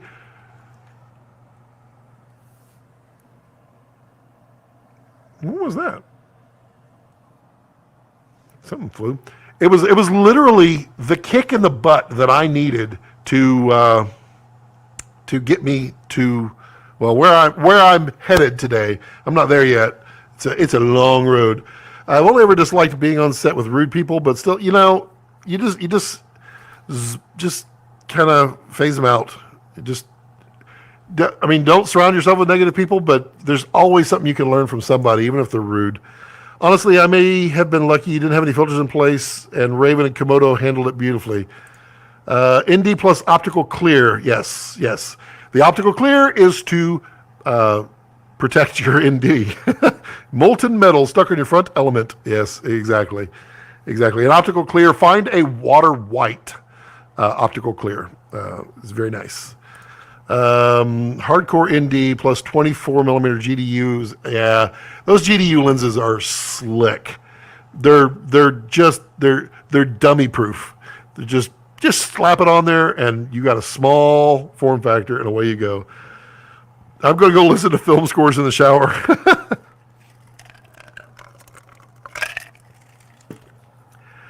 That's where I do all my best rapping, is in the shower. Yes. Nothing a Zeiss. No, it's the Zeiss spray. You can't just use the Zeiss cleaning. Although I meant to buy like a carton of 24 of the lens cleaning, moistened towelette cleaning cloths. And apparently I bought a carton of 24 cartons. So I have plenty. I still have those things from like 6 years ago. They're great because they work, and I never worry about running out. Beyond Nick, that's a great idea. Exactly. I put off a deadline for a short film. It was hard to get started, but once I got, just do it. The biggest problem that I have is I always punt and say, I'm not there yet for this idea. Let me shoot a different idea. And I always do that. And it's a problem. And the correct thing to do is, okay, if you're going to punt it X number of times, but then don't allow yourself to punt again. That is the correct way to do it. I'm still grasping this concept, but do anything you could do to shoot. And just the inspiration of watching MKBHD's robot shot, I was like, oh, that's so cool. I want to do that. I want to make that because it looked great. They did a really good job. Now, I would have gone ahead and animated that the light. So they talk about, if you look at the behind the scenes, they were going to animate the light moving back and forth. To me, they were doing it wrong. You don't go side to side with light. Sunlight doesn't go side to side unless you're in Alaska and the summertime. sunlight goes up and down. So I would have vertical that, and I think it would have looked cool.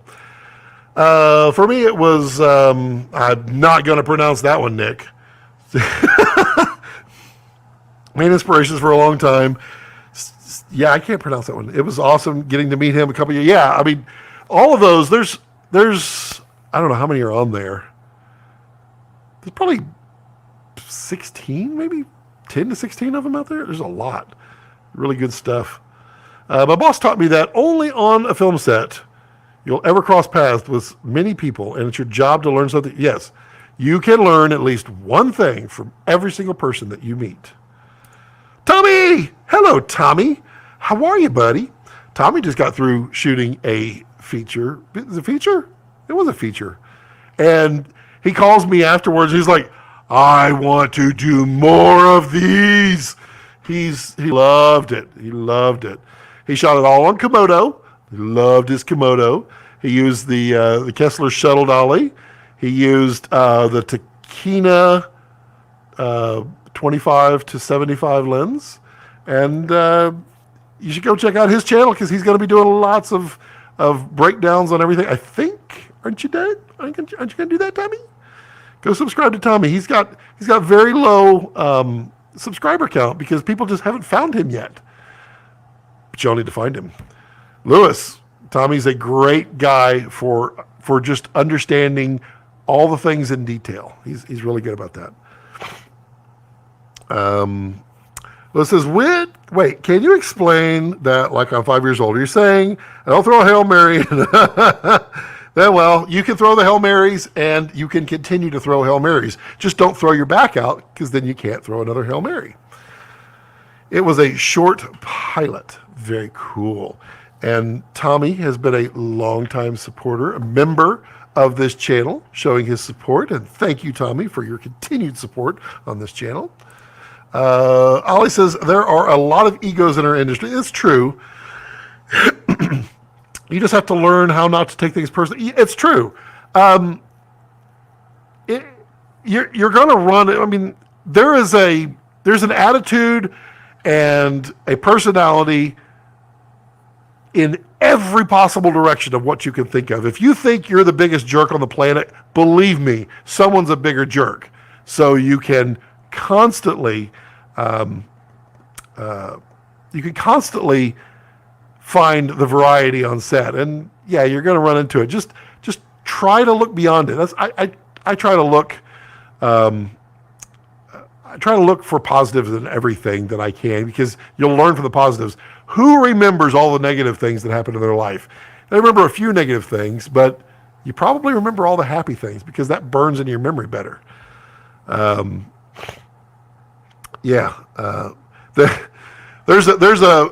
a line from Justified, one of my favorite series, and it's coming back. And Quentin Tarantino's going to direct. Oh, it's going to be awesome. The line from Justified that I love, and I'm going to paraphrase it so that I don't get demonetized, and that is, if you wake up in the morning and you run into a jerk, well, they're the jerk. If you continue to run into jerks all day, you're the jerk. It's a great line, and it's also a great way to check yourself before you wreck yourself. Yeah. Epitome. Ollie, yeah, I need to work on that. I need to stop taking it. Yeah, I mean, definitely. Lewis says, hello, Tommy. Hello, Lewis. Here I am I'm confused. Is that why I have a weird icon by my name? It's not weird. It's a show of support. Yes, you have a film icon next to your name. You have the I support Scott by memberships. Lewis says, so you're saying don't let those jerks dim your shine. Yeah, that'll work. That'll work. I feel attacked. Only if you see a jerk everywhere. Beyond Nick, I'm a firm believer in treat everyone how you want to be treated. Yes, Nick, you are right. And you know, Ryan Connolly said it. He's like, don't be a jerk on set. There's way too many jerks in the world. He used a different word. Don't be the jerk. Be the one that everybody wants to talk with and work with. That is perfect.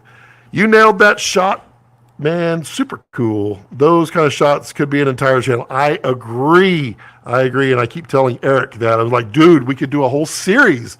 He's like, well, we'll see. People got to like the Kessler stuff, which they do. Kessler stuff is awesome. But thank you, Jared. Beyond Nick, you are right. Yes, Beyond Nick. I feel like there's a story behind your name. Beyond just normal Nick is like Super Nick.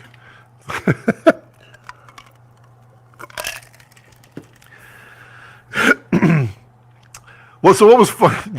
What was funny, Jared, is I did that shot, and I was like really really happy with how it came out, and I sent it to Tommy. I was like, dude, check it out, and he's like, that's not the Mac. That's not the Mac Studio. I'm like, I know. I don't have a Mac Studio. The funny thing was that originally when I was shooting it, I looked for one that was close.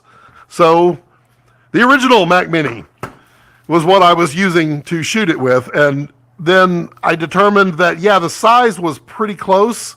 But, I mean, this thing has seen some age, and it doesn't look that good on camera. And I decided, let me just go grab the Mac Mini from upstairs and just shoot that.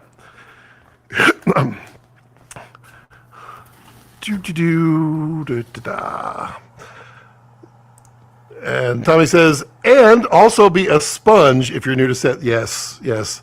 Keep, in the nicest possible way, keep your mouth closed on set. You know, if you're talking, you're not listening. And unless you're the smartest person in the room, which no one should really know that. I mean, everyone else should know it, that you're the smartest person in the room, but you should not know that yourself. You should just, if everyone is listening to you talk, you probably have some knowledge on the subject. Be the person that is listening, because you're always going to find the person who knows more, and listen. And yeah, be transparent and be helpful and go above and beyond and do things that anticipate what people want, but don't get in their way. I mean, it's the best way. Beyond, I work for a company called Beyond Content. That's not superhero. I'm sorry, Nick.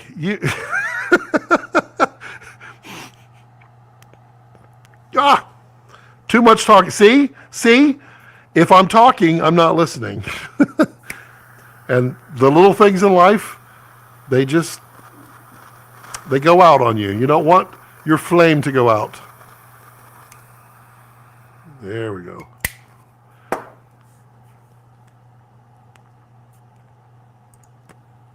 Lewis says, I was on the skyscraper film as an extra and went to the wrong crafty on the way back from the bathroom and ran into the rock. Nice. He said, hi, I'm Dwayne. I said, hi.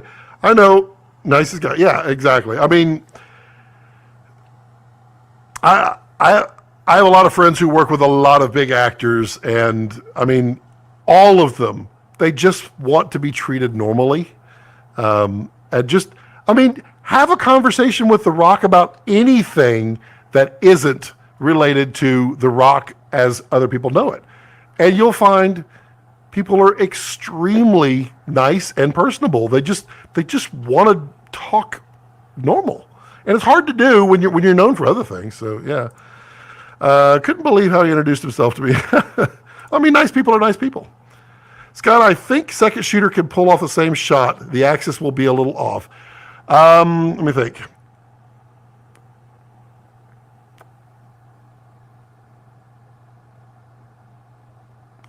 Yes, it can. If you use a lightweight camera,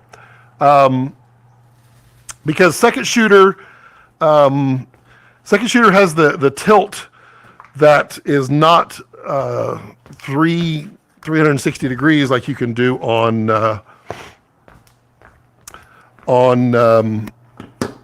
the city shooter. So hanging this at a 45, then you would be able to get this horizontal this way and then vertical. So yes, it would on a 45. And It's also very important for people to realize, and when I do the wide or the longer version of the breakdown on that shot, that the correct tool is the Cine slider to use, because it's an actual video dolly, video slider system, as opposed to what I was using, which is just 80/20 rail. But the right tool for the job always. Beyond Nick, I'll take the origin story. Yeah, you need some cool music too.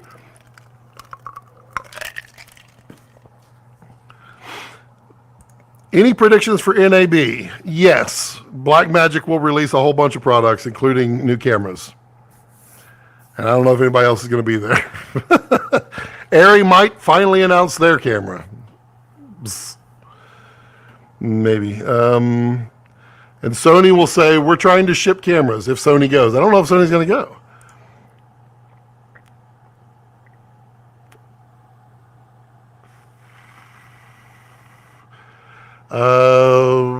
When you're filming an interview or shooting coverage, are you going 35 and 85, or do you have a preference for your wide and tight lenses favorite? I mean,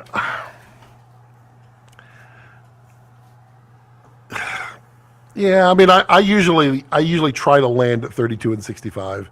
It's my look, but that's not everyone else's look always. So it really depends. It also depends on the interview and how much of the person you want to show. You know what the topic of the interview can vary how much you want to show of their body, or how much you're going to crop into them. It just depends. But I mean, 35 and 85 is fine. You want enough of a angle adjustment and enough of a punch in adjustment for it to not look like a jump cut. So at least 30% closer would be ideal, but that's not typically enough. 85 is from 35 it's a pretty big jump, but it would work if you're, I mean, it would work. New Resolve? I mean, I don't think so, because 17 is not that old, and they just keep cranking out new versions of it all the time, which I dig. I mean, Resolve rocks. In a world full of Nicks, one Nick is beyond normal Nick, and that's Beyond Nick. There you go. Oh yeah, these make my voice go lower too. So I do all my voiceover work with one of these. Hello, how are you? In a world. That's what I like about Cine Slider. Same capacity upside down. Yeah, Cine Slider is great. And the only reason I didn't use it is because I don't have a 3 foot. I don't have the 5 foot. I'd like to see that, Tommy. Well, I mean, what would you want in a new Resolve? 17 is so good. I don't know what else they can add. I love that every release that they release, the little versions, they add in like a whole bunch of new filters and a whole bunch of new effects. I love that. They are backfilling that catalog, and that's awesome. Whereas Premiere is like, hey, let's just put in all that catalog and not worry about all the main stuff. Beyond Nick laughing. I feel like Beyond Nick would be like,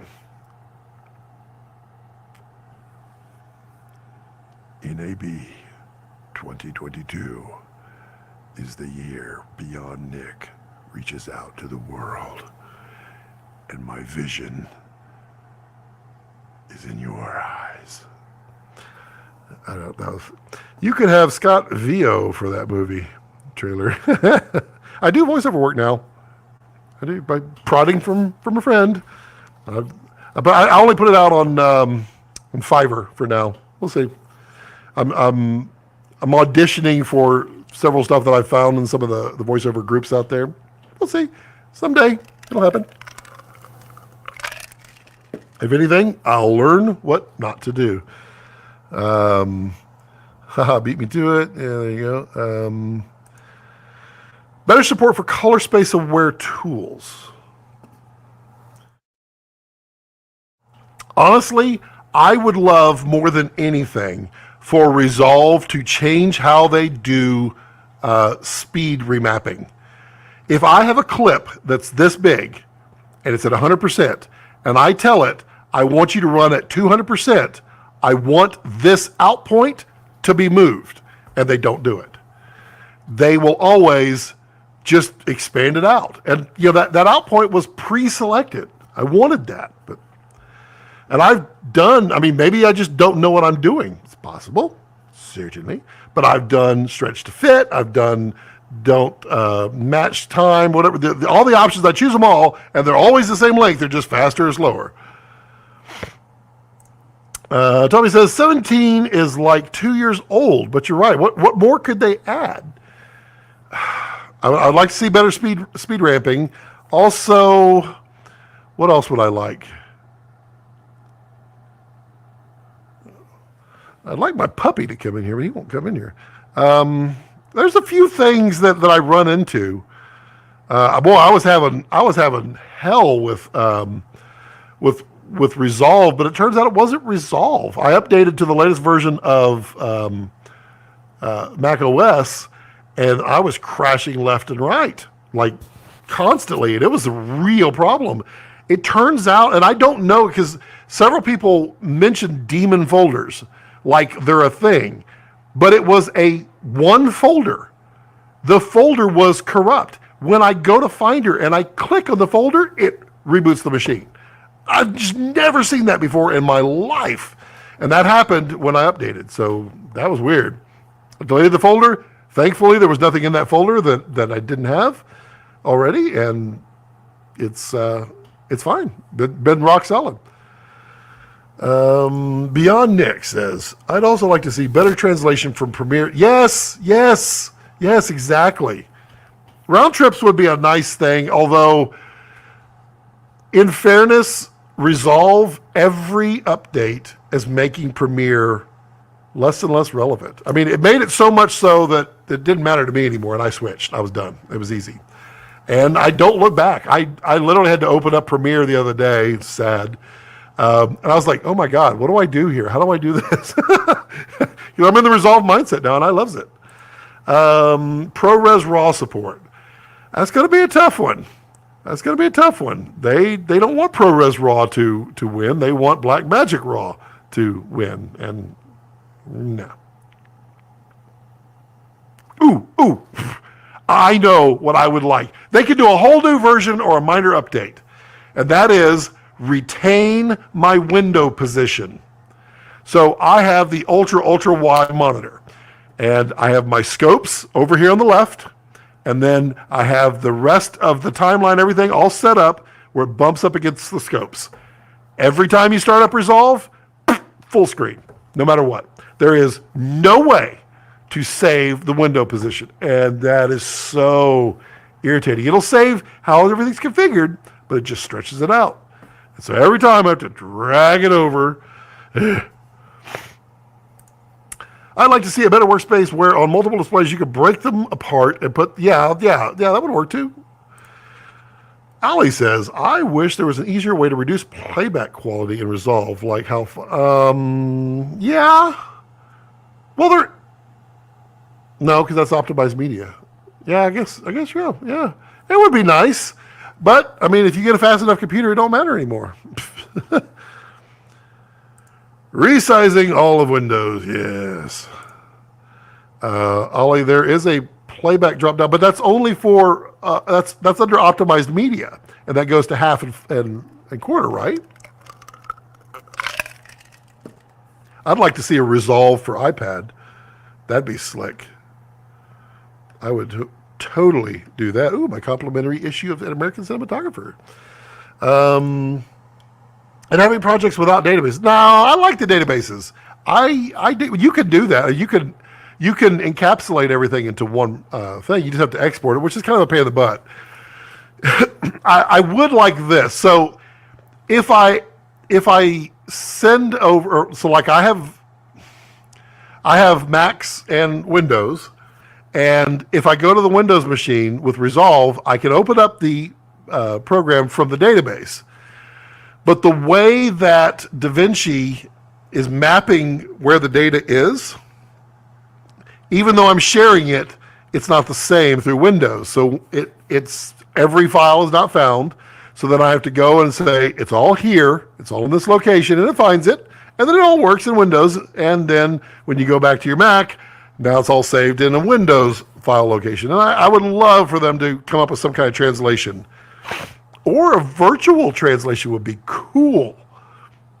If everything was mapped through DaVinci mapping, so that you could just bring up drive letters under DaVinci mapping, and then it's always the same. That'd be cool.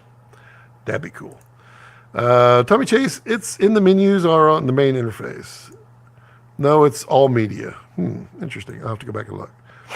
It's in the menus. It's in the menus. Yes, it really is. You see. I have the same problem with Capture One.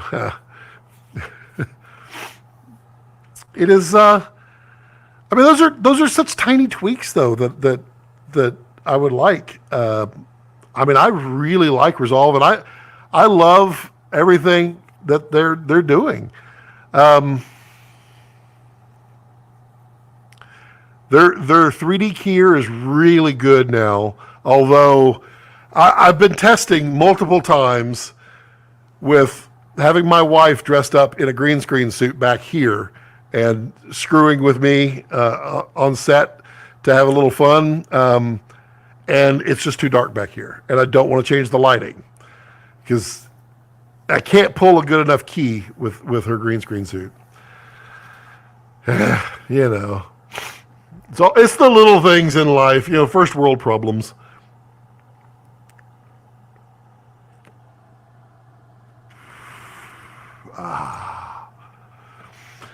So what else is going on? What's everybody working on? We're only at 5:20. I think we're having spaghetti tonight. But I'm thinking tonight is going to be 2 of these and margaritas. Might be. Man, everybody got quiet all of a sudden. That's so weird. I'm gonna listen for a little bit. Just it's the epitome of quiet. Let's see here. Beyond says, it's so frustrating. The only reason I haven't gone all the way to Resolve is how efficient No, I hear you. That was the exact same way because I really was really good at Premiere. But when 17 came out and I bit the bullet and I figured it was going to take me about a month to transition. I was going back and forth. I did 2 projects in Resolve and I never touched Premiere. And I kind of was shocked at myself. I thought, I thought that would be a lot harder. And now, I mean, it's second nature to me. I love, and the speed editor, oh, that's my friend. I love me some speed editor. You know how to enjoy life. Maybe I do. I think tonight's going to be hot tub. Ooh, packing up some kit at the moment. Oh, nice. Off on an adventure, eh, Phil? Mm-hmm. Might want to rephrase that. Now I need to know what I said. I probably got demonetized in the process. Thinking of building a cabin out of pelican. No, Phil, you're an adult. You build a fort out of pelican cases. I like pelican cases, and I don't like pelican cases. I have probably 17 pelican cases. And they literally stacked out in my shop because I don't want them in here. They just take up too much space. Only the things that I used regularly, like the motion control stuff, I have a pelican case for that, and it really transports best that way. Everything else, man, it's backpacking or whatever. It's yeah.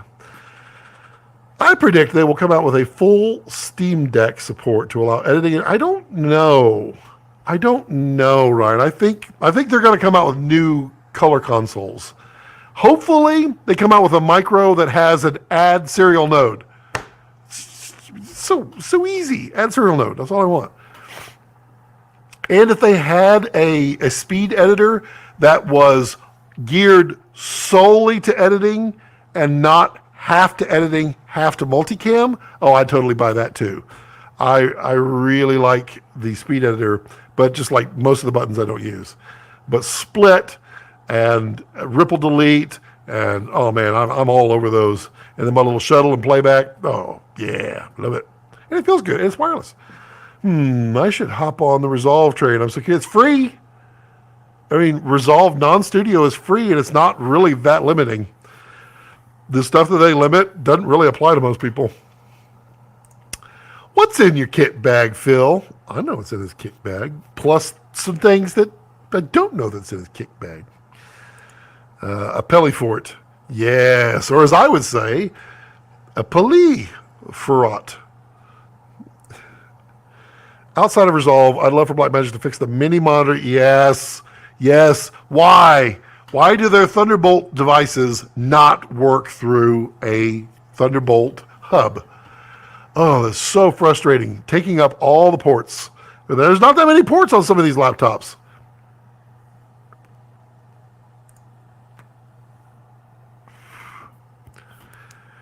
It's all Nanook, Pelican, HPRC today for the loadout. One soft case too. Ooh.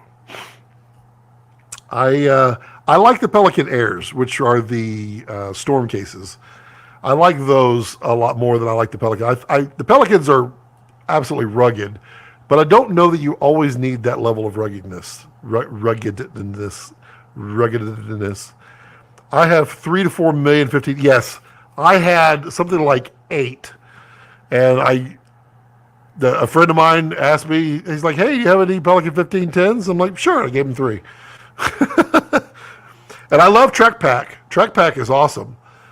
I do. All of my Pelicans have Trek Pack, and even my van and my camera drawers are all Trek Packed. I love Trek Pack. It's very expensive though, very expensive for what it is, but I love it.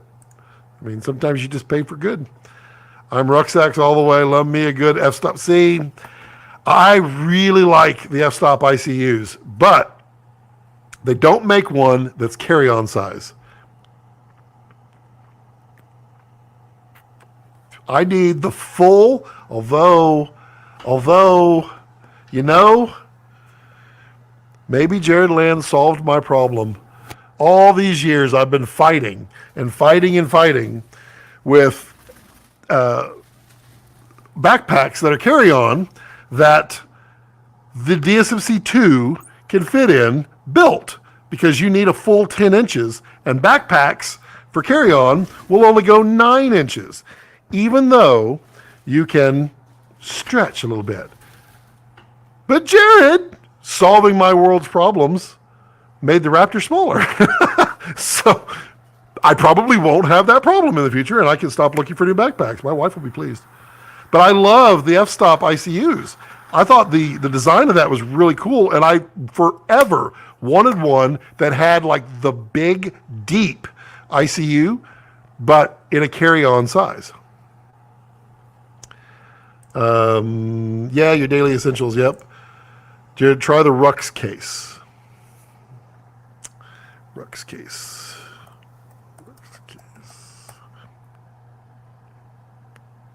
Well, that is interesting. That is interesting.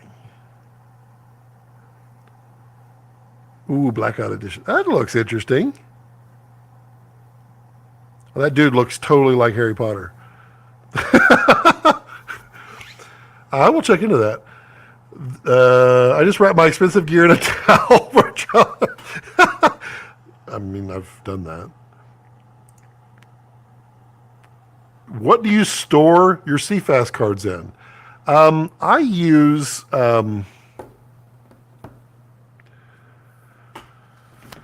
it's like it's not around here. So I like who makes this? They are this guy right here, Think Tank. Think Tank makes these really cool packets, and I use. They have one for like Canon LP6E batteries, and I use that for red mags. It fits like a champ. This works. So you can get these are for SDs, but guess what? Cfast fits in there nicely. And I love this thing because you can put so many in there. The X. I had a 1510 fall down an escalator once. The escalator was not okay. You know, I can see that. The first time I ever saw a Pelican 1510, this was back in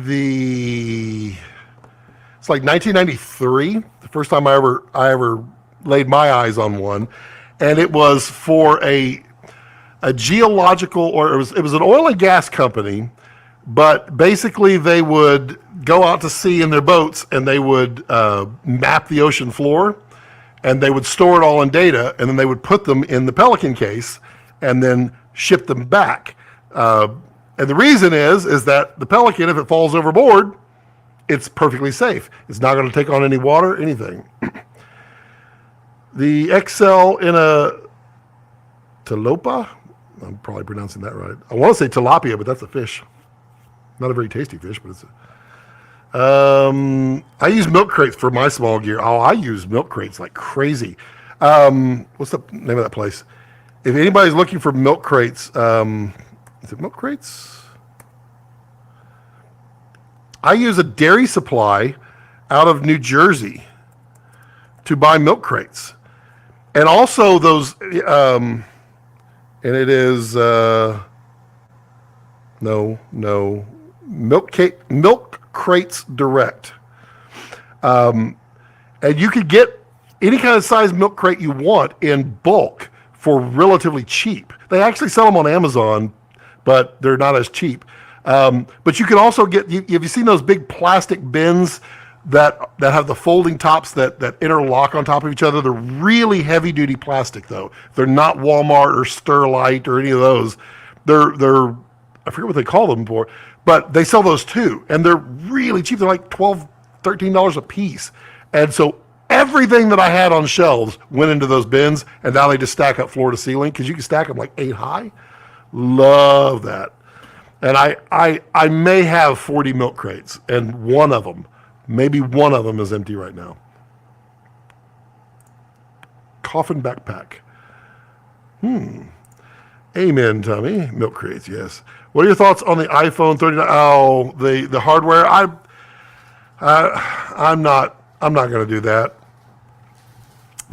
I'm not going to rent my hardware that way. If it's something that I need, I mean, all they're really doing is they're taking it away from AT&T and Verizon, because you're basically doing that anyway. You go to AT&T and you're like, oh, I don't want to pay $1,100 for a new iPhone. So you pay them $42 a month for the next 30 months or 36 months or whatever it is this week. You're basically doing the same thing. Apple's just saying, well, we can make the money.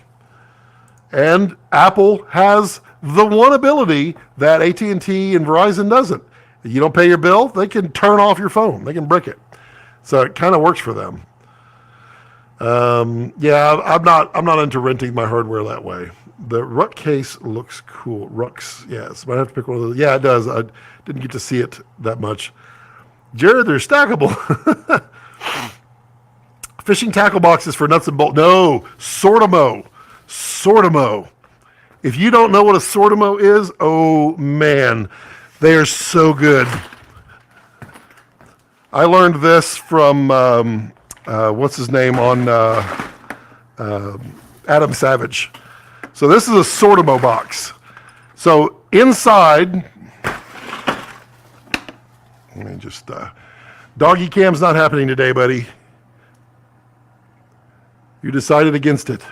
So you get, well, that's not phallic at all. Just sitting down there. So we go to, boop.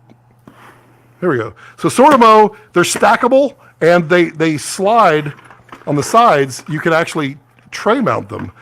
But the cool thing, I can't see what's in there. They have these bins. So this is my Kessler box. So it has all my parts of Kessler. Anything that I need for a Kessler part, any kind of thumb screws, it's my Kessie box. And oh man, I love this stuff, because all of these, you can see, well, you can't really see, you can see the lines here. They're all, they're flanged. So when you put it down and you lock it,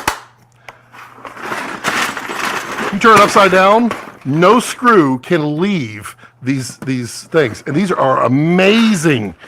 Absolutely love Sortimo. But fishing tackle boxes will work. Let's see. Ollie, I laughed out loud. Let's see. I saw Jared with a Sigma 200 to 500 2.8. I was going to get one, then I realized I'd have room to board the thing. That wasn't the 200 to 500, was it? I thought you had the Canon 50 to 1000. Well, maybe it was a different time. True story.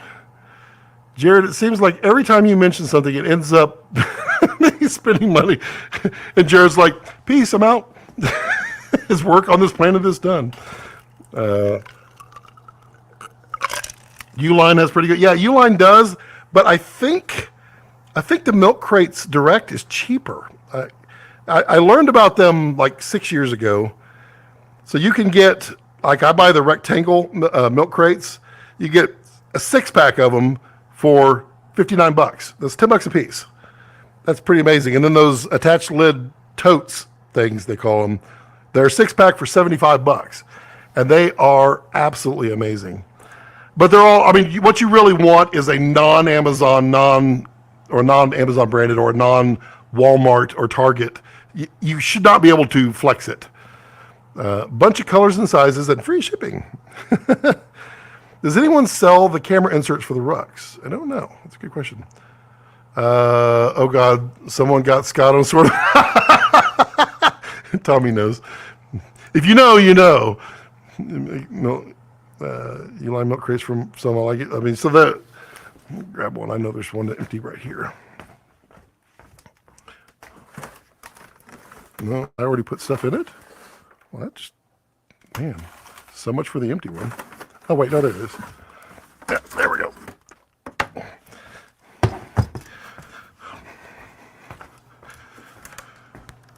Ooh, there goes the sorter mode. But see, no screws fell. That's the beauty of it. So I'm just going to zoom this out. That's just weird. I mean, this is a good quality milk crate. I mean, you can stand on it. You can do the milk crate challenge, no problem at all. This is from Milk Crates Direct, and I really like them. And you can get all these sorted colors. I don't remember if it's free shipping. I think it's free shipping if you spend a certain amount. So, I don't know. Uline, just get you some real milk crates because they're so good. And they go on your cart so well, so well. Phil says there's a rental house around the corner whose whole inventory is stored. Yeah, I mean, they work. I mean, the funny thing is you put a whole bunch of grip heads, it weighs an absolute ton, and it doesn't break. I love that. Ryan says, I got a very vintage wood milk crate from a garage sale. I go, no, don't do that. Put your vinyl records in that one. Whoa. Oh, nice. Milk crate challenge. That probably got me demonetized right there, just me saying that. Thank you, Scott. Anything coming up you want us to buy milk cartons? Save your organization skills. My wife was so happy when I bought those. Well, she wasn't happy that I spent the money, but once we did them and we stacked them up, and now they are 9 high and 2 wide. And these things are huge. The big XLs are like this big. For those stackables, everything, all the props, all the costume stuff, everything that I need for all my awesome rap videos, all that stuff is stored in there, as well as, you remember when your significant other told you to throw away that cable, and you're like, oh no, I'm not throwing away that cable. One day I'm going to need that cable.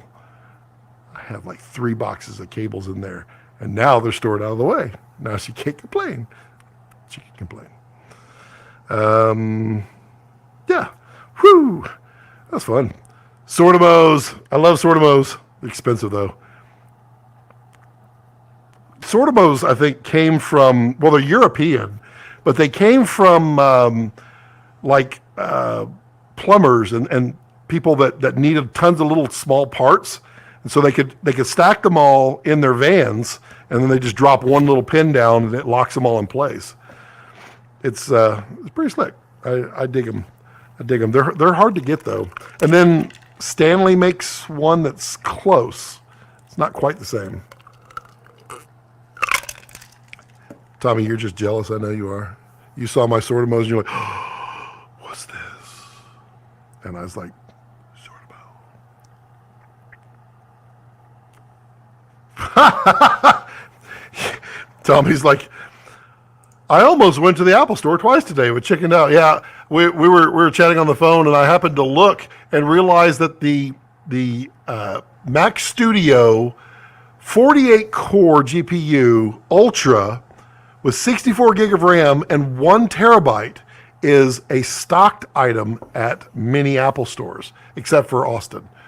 All of Houston has them. All of San Antonio has them.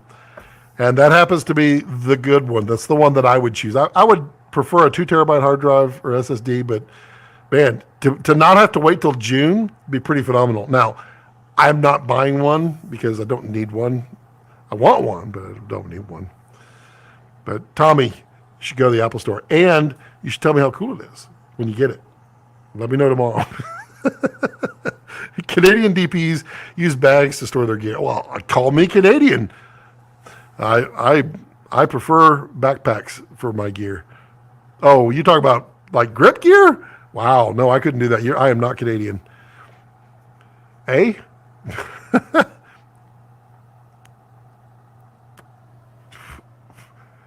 Also, anybody that has one of the Aperture Amaran,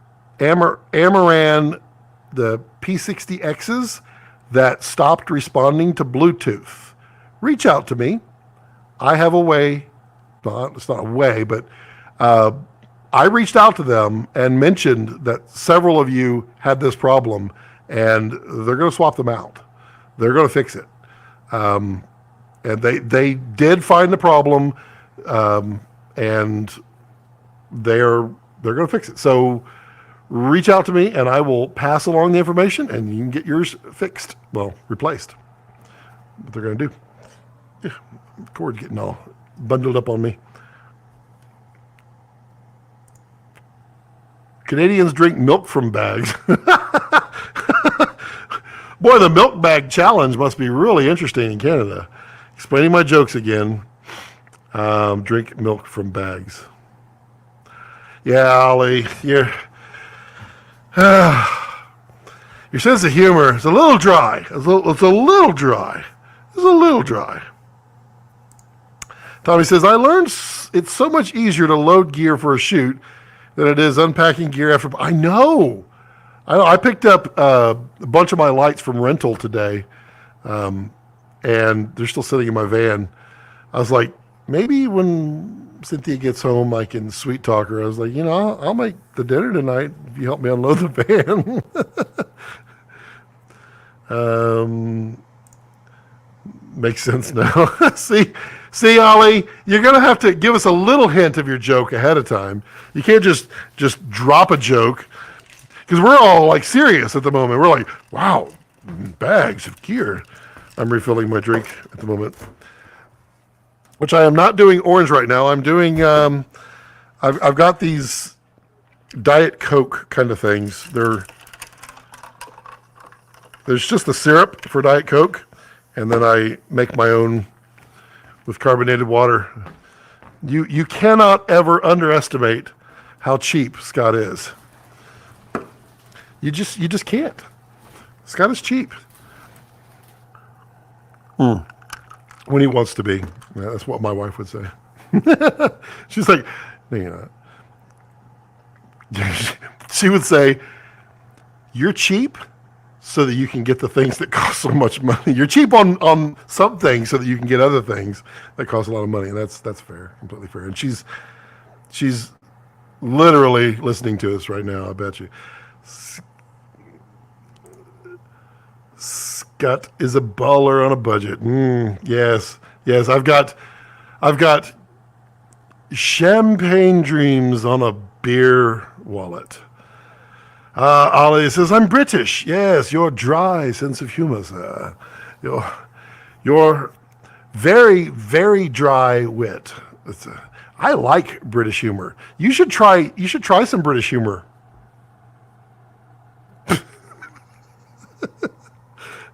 Spend it where it matters. Well, that's true. That's true. That is, it, it's funny too. When before my wife and I got married, and we were talking about it, I told her something. I don't know if she remembers it, but I remember it vividly, and she agreed to it. So yeah, I've got it in writing. That I said, just so you know, the type of person that I am, if you haven't figured it out, which of course she completely figured it out instantly. I would rather live in a small house and have a lot of stuff than live in a big house and no stuff. And that's how we live. We have a bunch of small little small things, and I fill them all up. But I have a lot of stuff because I like stuff. Stuff is fun. I'm like a hoarder. I'm like a film hoarder. That probably got me demonetized. I thought the whole Americans don't get sarcasm was a myth. Now that was a great British dry joke. Actually saying something believable, but with that dry wit. Yeah, I got it. Love that you have a Pizza Hut restaurant Coca-Cola cup. It's not. So these come from restaurant supply houses. They are the absolute best cups in the planet. There's a reason Pizza Hut uses these, and pretty much every single, because you can squeeze these things and they don't break. And you buy them by the gross. We buy them 36 at a time, and these are like 32 ounce, so they're bigger than normal. They happen to say Coca-Cola, and I like that. I'm okay with that because it makes me feel like I'm drinking Coca-Cola when I'm drinking not. But they're go to a restaurant supply sometime. If you like to cook in any way, form, or fashion, go to a restaurant supply and tell me you did not walk out of there spending hundreds of dollars. I go in there and I'm like, ooh, look at these half-sheet pans. We need those. They fit perfectly in the oven. And I mean, they do. I mean, all this stuff, and it's restaurant quality, so it lasts. I love it. It's still a pizza. It is not a Pizza Hut cup. They just happen to buy from the same place that I do. What's funny is all of y'all just dated yourselves. Y'all are all old because half of the people in here are like, Pizza Hut has cups? Where do they deliver them? Yeah, you're old. You sat in a Pizza Hut. I used to love sitting in Pizza Hut. There was something magical about going into Pizza Hut with the red light, like everywhere. Everything was red. All the lights shine through were red. You'd sit down. They'd bring out your personal pan pizza for like $5, and you would pick it up and you put it in your mouth, burn the roof right off your mouth, and you couldn't taste anything for a week, but you loved it and you went back next week. Tumblers are the best. They are. Top Chef and Great British Bake Off. Yes. You can have the same drink in your own home for 1/10 the cost. Exactly. Especially if you've seen the price of Coke lately. My gosh.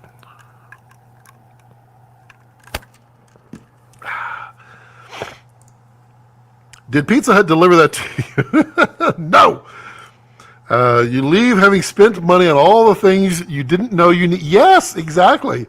My wife would probably offer me $100 cash to not go to a restaurant supply store because ultimately she saved $100 by giving me the $100 because I didn't spend $200. Pizza Hut pretzel crust. Brandon, I don't know anymore. I have not had a delivery pizza in forever. Like, the only time I ever get delivery pizza is when I go and visit friends that live in a city and can get delivery. I can't get delivery where I live. I can't. The only thing that gets delivered out here is bird poop. That gets delivered whether I'm here or not. I don't pretzel crust. I used to work at a Pizza Hut years ago. I used to deliver. I delivered for the number one delivery location in the entire world for Pizza Hut. And it was in Katy, Texas, of all places. They did more business than any other. They had something like 40-something drivers on a Friday and Saturday night. It was insane. And I would make hundreds of dollars on a weekend, just in tips. And all I got to do is I got to drive around and talk to people on the CB, on the ham radio, and deliver pizza and get paid. It was kind of fun. I was young, needed the money. Does anything deliver to? No, half the stuff that's supposed to deliver to me doesn't deliver. FedEx barely delivers to me. They'll leave it out. The other day, they stuck my package behind a tree. Like somehow that's going to stop. It's the weirdest thing. Homemade pizza is much. You are correct, King. You are correct on that one. I do like homemade pizza. One day I'm going to build a pizza oven. It's been 17 years out here saying it. I haven't done it yet. Kind of jealous of that. Of what? Of not having pizza delivery? I kind of like pizza delivery. What we do right now is my wife drops by Little Caesars, the original pizza. And she'll pick up, a $6 pizza and bring it home. And we eat that every few weeks. We have to stick it in the oven because by the time she gets it here, it's cold again. Excuse me, pardon. I bought a meat hammer once that I didn't need, used it once to fix it.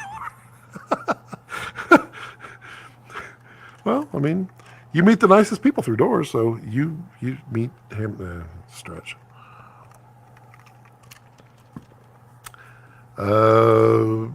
Just need some patience and a little bit of elbow grease. Yeah.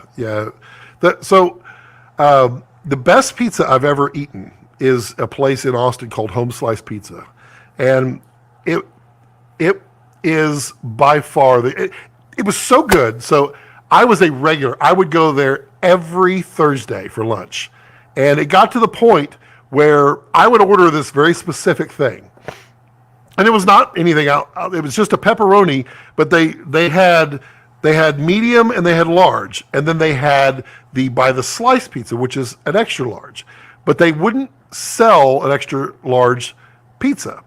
The extra large one, they wouldn't sell it because they used them for slice. And what I found was because they take the large pizza and they stretch it to make the extra large. By doing that, they have a fantastic recipe to begin with, and it's very New York style.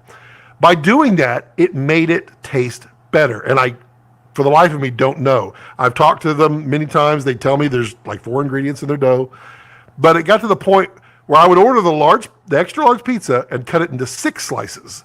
And that way I could fold it and just, eat 1 or 2, like a big fatty. And then I'd have extra leftovers. And it was so often that I have my own item on their menu that's hidden on there. And I just tell them I want a BFP, big family pepperoni.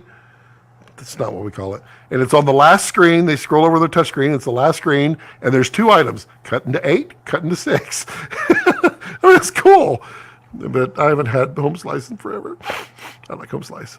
Tommy, have you ever eaten at that big pizza place in San Antonio that makes the giant pies? We went there once. We ordered what we thought was the largest, which is a 42-inch. It was huge. And there was a bunch of us that ate it. And then they delivered a 60-inch to the table next to us. And we're like, it's not worth it. Because it just, all the grease collects it in the middle. And it's like a soup of grease in the middle. Brandon living in, yeah, it's good. I mean, it sucks for internet. But Starlink is coming soon. Oh, Elon, please, buddy. The fastest I ever saw you move was going after you. Yes. That's right. Because you were here and they said customer was not home. And I was like, oh, I am too. I was right here. They do that all the time because they don't want to deliver. One day we will all live in a world where you can order a Komodo 10 and it will be delivered to your home in 45 minutes or less. Or it's free. I mean, it'll happen someday. Someday it'll happen. Forever in debt to Pizza Hut for inventing the stuffed crust. See, Ryan, back when I worked there was the early 90s, like 93, I think it was. They had the Bigfoot pizza, which is not the Bigfoot pizza that they bring back all the time. It was literally a 2 foot by 1 foot giant pepperoni pizza all the way. Not not this big fat crust on the edge with pepperonis in the middle. It was wall to wall, and it was amazing. And that's what got me spoiled. That's so much pizza. For me, the gadgets always get me. I bought a spiralizer about 3. Yeah, I'm not big on the spiralizers. We did the zucchini pasta.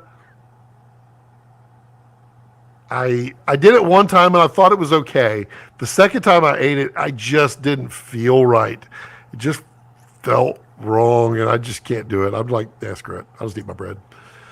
Ollie, is this delivered by drone?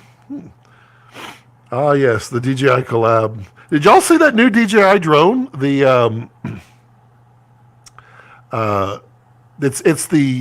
It's not cinema. It's for their professional, but it's cool. It's got a 20x zoom on it. It's got FLIR and infrared, all the different camera attachments on it. It can fly for a long time, and it has handoff capabilities.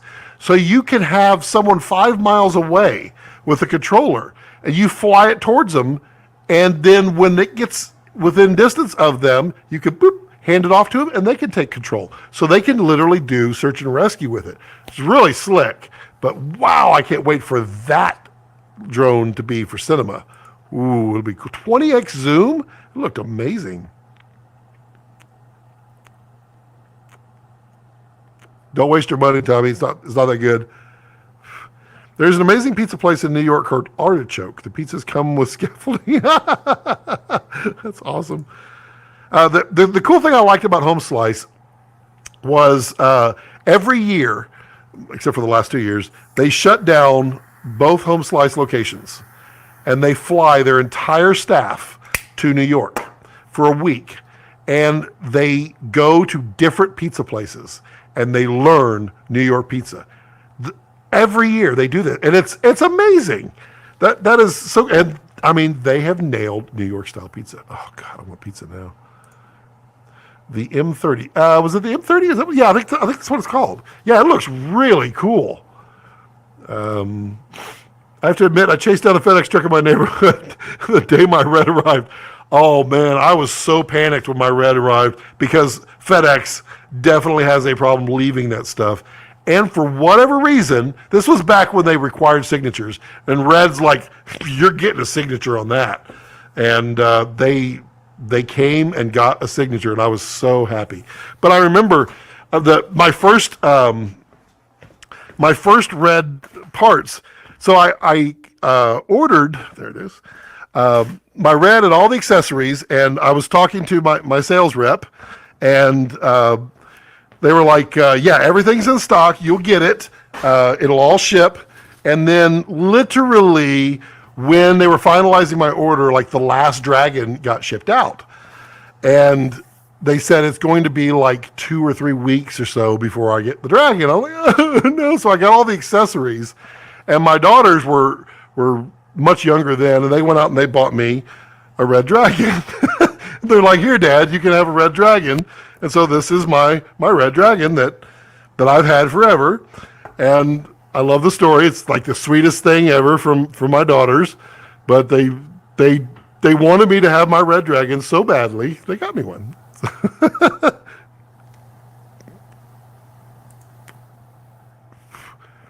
Wonder where they're beta testing that drone. I don't know.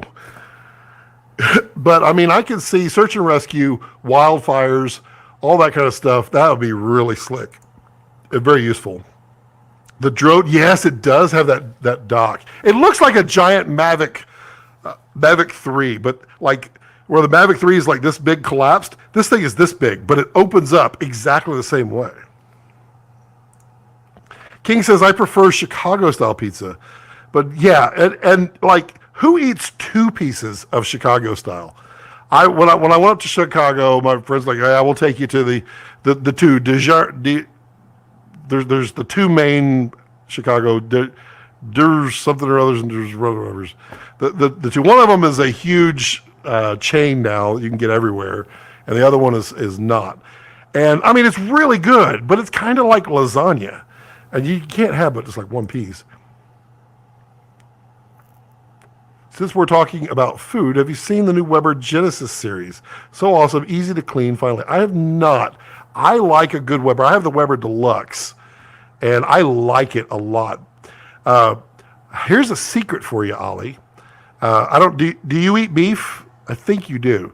If you eat beef, there's a flavor that you get at that really good steakhouse, really good hamburger places that it's really hard to replicate. And I found out what it is. Take beef fat trimmings and throw it on your coals when you're making your burgers or your steaks, and let the fat burn underneath. It puts this. It's a smoke, but it's just burned fat. It is that flavor, and it's so good. And that's a little secret there. Also, if you're doing barbecue, throw a little bit on the coals. And yeah, what's the biggest mistake you see in filmmaking? Well, I mean, I don't know if there's a biggest mistake. The biggest thing that you need to learn in filmmaking is be adaptable. Everything doesn't go to plan. Everything. So you need to be able to pivot and adjust. And this was a tough one for me because I have everything mapped out in my head when I go do something and it never works. Be adaptable is something. So not being adaptable is probably the biggest mistake. Don't see them as problems. See them as opportunities to problem solve. Chicago sounds delicious. It's filling. See, that Red Dragon story is why we need Redcon. Exactly. Sorry, that was a fail. Was it, Tommy? Was it? Let's see. Now I want a Chicago hot dog. Now, those are pretty good. No ketchup. I agree with that. You don't put ketchup on a hot dog. Not really. And green pickles. Yeah, that's a Polish, though, isn't it? I thought the green pickle... You're talking about the spear? The spear is a Polish dog, isn't it? You just made me realize my college mascot was the Red Dragons. Full circle. There you go. There you go. So I eat cooked cow. It's delicious. Try the fat tip. It's really good. You got to love good barbecue. Yes. And on my Raw Cuts channel, and it's soon I'll be doing it because we have the brisket that's sitting in the deep freeze. My nose is itching. Told you what happened.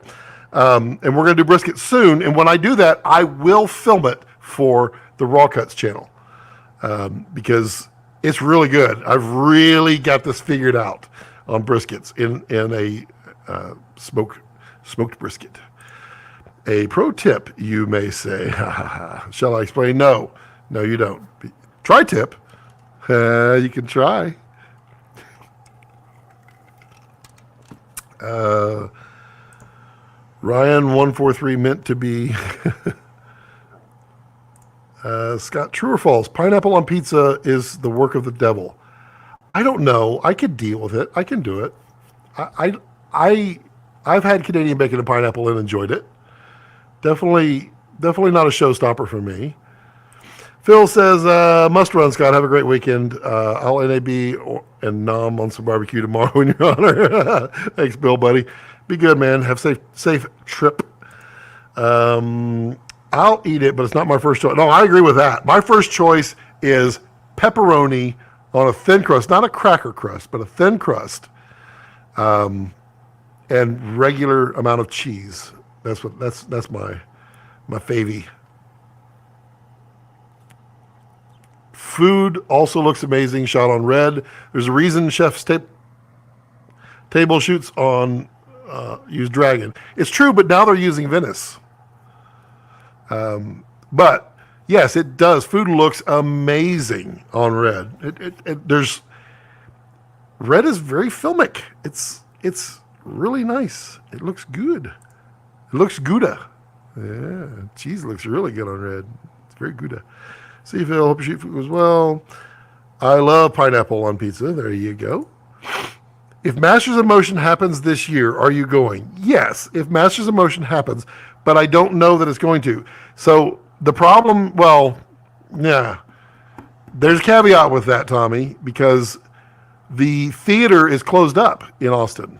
the one that they always had. That was the Alamo Draft House that they closed up. So I think it would be in Philadelphia. So I don't know. It depends.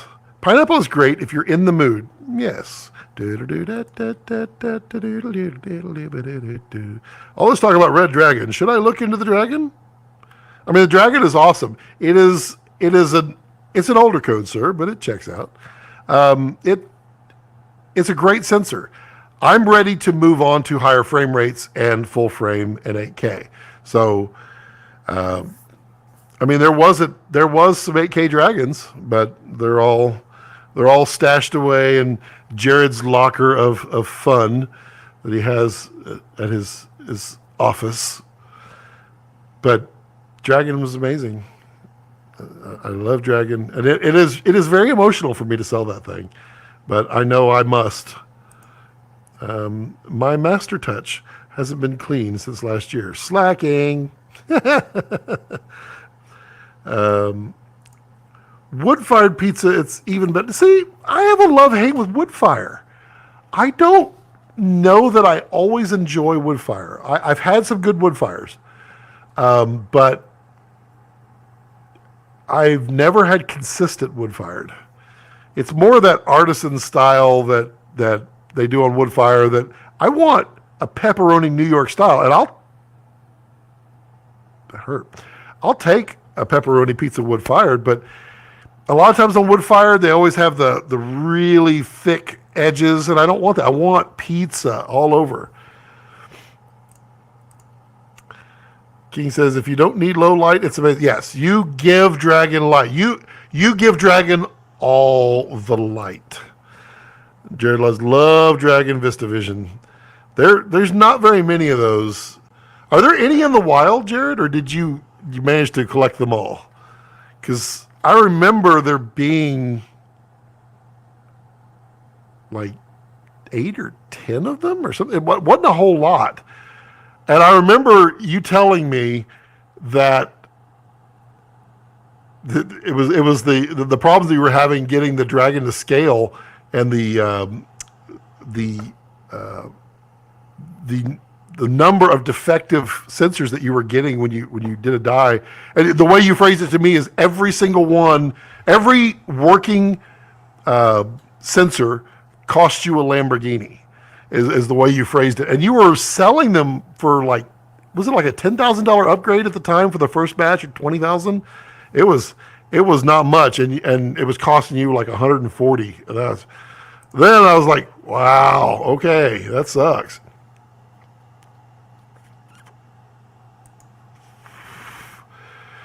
So I shoot on sticks. I mean, the best value for Dragon would be a DSMC-1 Epic Dragon, because they're really cheap right now. Now, DSMC-2 is actually worth the money. It really is. It is the feature set that you get on DSMC-2. It's quite nice, with IPP2 in camera and being able to do ProRes, all of that stuff. It's at the same time, and then LUTs, all the things that you get on DSMC2 is really nice. But I've seen DSMC1 Dragons for like $6,000. I mean, it's still the same sensor, and it's pretty. If you don't have a red and want to get in the ecosystem, and you don't need the high frame rate, then Komodo is very pretty. Komodo is very pretty. It was, if I could just talk Jared into pushing forward some more slower shutter speeds on Komodo, I would feel so much better about selling my Dragon. There were full frame Dragons that were short lived. How hard is it to get? Oh, I think it's impossible, King. I don't think they allow them out. Moved all our red Komodo to VistaVision now. Look at all those sensors. Yep, he's got them all. It's $450,000 is what it cost. Oh my God, that's insanity. I think Devin Graham. I know Phil had one for a while, and I know Phil really struggled Really struggled giving it up, but he did. And then there was you did a VistaVision Dragon monochrome too, didn't you? I thought and that was used on a movie. I thought. Jared, love the naming conventions you got going on there. I bet Jared does too. Epic Dragons are still used a lot. They are, and they're functionally, to get 6K and the high frame rates. Functionally, the DSMC1 to DSMC2, you can still shoot the same way. They still have the same everything. Slower shutter, working in the lab on Raptors right now. Yes, because I love my slow shutter on my Dragon. Because Dragon is one of the best time lapse cameras out there for shooting when there's a lot of light. Well, it actually matters less. Another cool thing of Dragon, well, DSMC2 and I don't know, does DSMC1 have frame averaging and frame summing? Because frame summing is the coolest thing ever. And the day that Graham showed me that, I'm like, how did I not know this?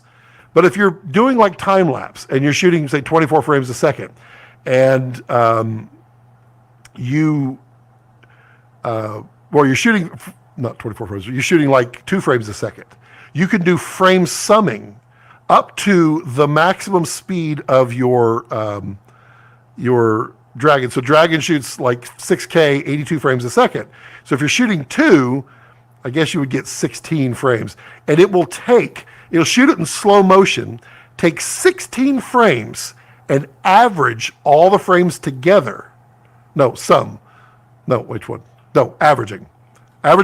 Averaging will take them all and average them out, and it denoises it, makes it amazing. So you can shoot in that low light and clean up all the noise right in the camera. And then there's frame summing, which boosts your low light, but also boosts your noise. So it adds those frames together as opposed to averaging them. Amazing stuff. I love that. Yup. So stoked that all my Reds are sub 200 serials. Really? That's cool. My Dragon it's way up there. It is 16,360. My Komodo's got a low serial number though, but it's not that low. Tommy, I'm your 147th subscriber. There you go. Much love from Vancouver. There you go, Tommy. Sub. Yeah. What is my Komodo serial number? We'll look that up. Power on. See that, Jared? Always leaving my B and C disconnected. I follow procedure now to the letter. I don't miss a beat anymore. Need to try that. Dude, Ollie, it's so cool. Just remember, don't do frame summing. Do frame averaging. It is cool. It is really cool. Oh, I hear the stirring of a wife.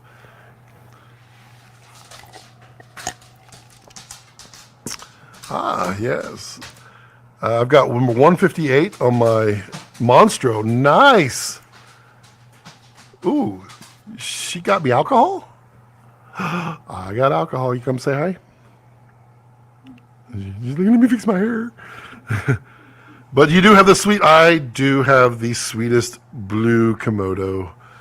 And my wife. Say hi. Jared's on. Hi, Jared. And then, let's see here. Miss Vancouver. Yeah, Vancouver was cool. All right, let's see what my serial number is here. Jared probably knows my serial number. Oh, dude, it's serial number such and such. Let's see here. System settings. Go down to system status. Camera info. That's right. 37. I'm serial number 37. But I'm also, yeah, 37. I likes it. What's up? You buy me alcohol? Can I have a margarita? Ah, yes. Oh, Jared says hi.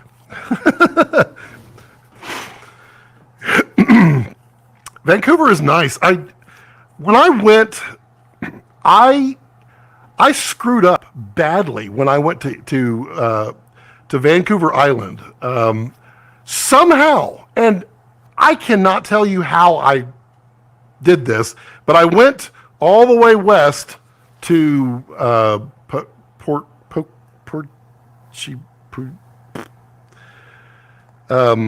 quit. And I went there, and I did not realize how big Vancouver Island was. And I went to the wrong side, and I could have gone way up, and I didn't realize all the cool things Vancouver Island had. I went to,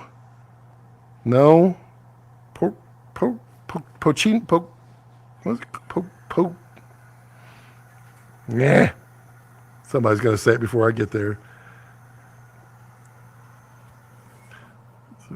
What is it?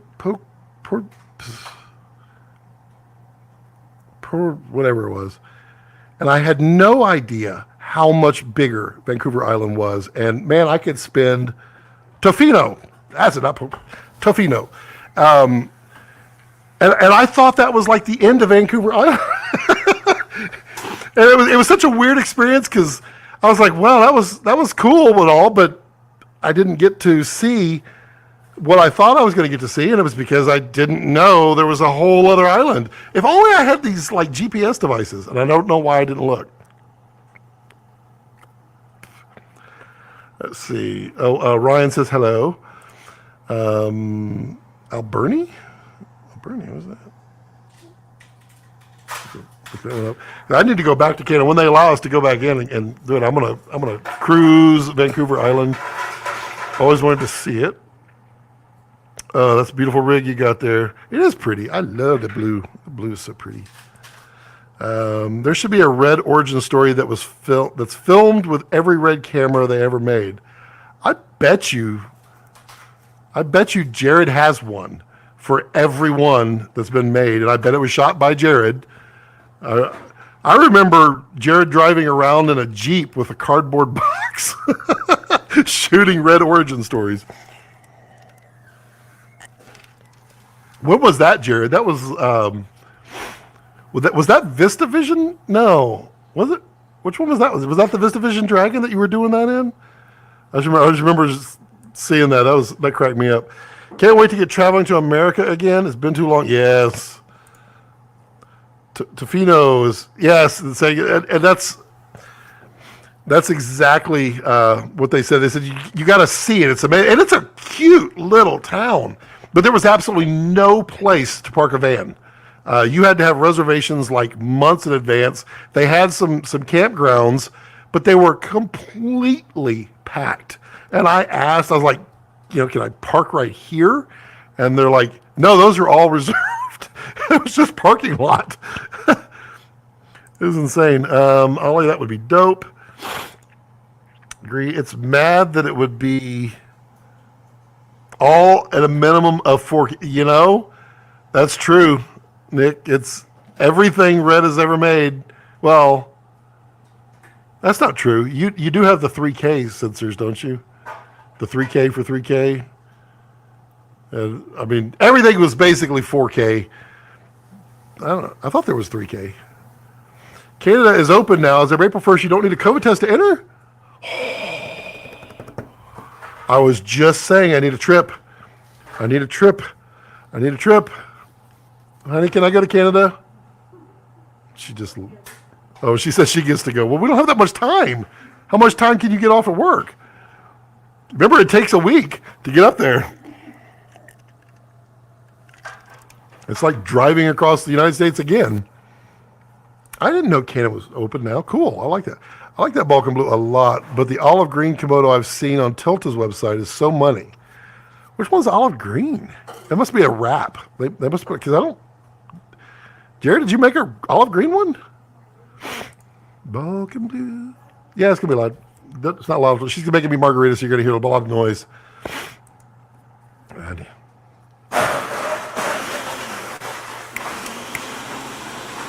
Ow.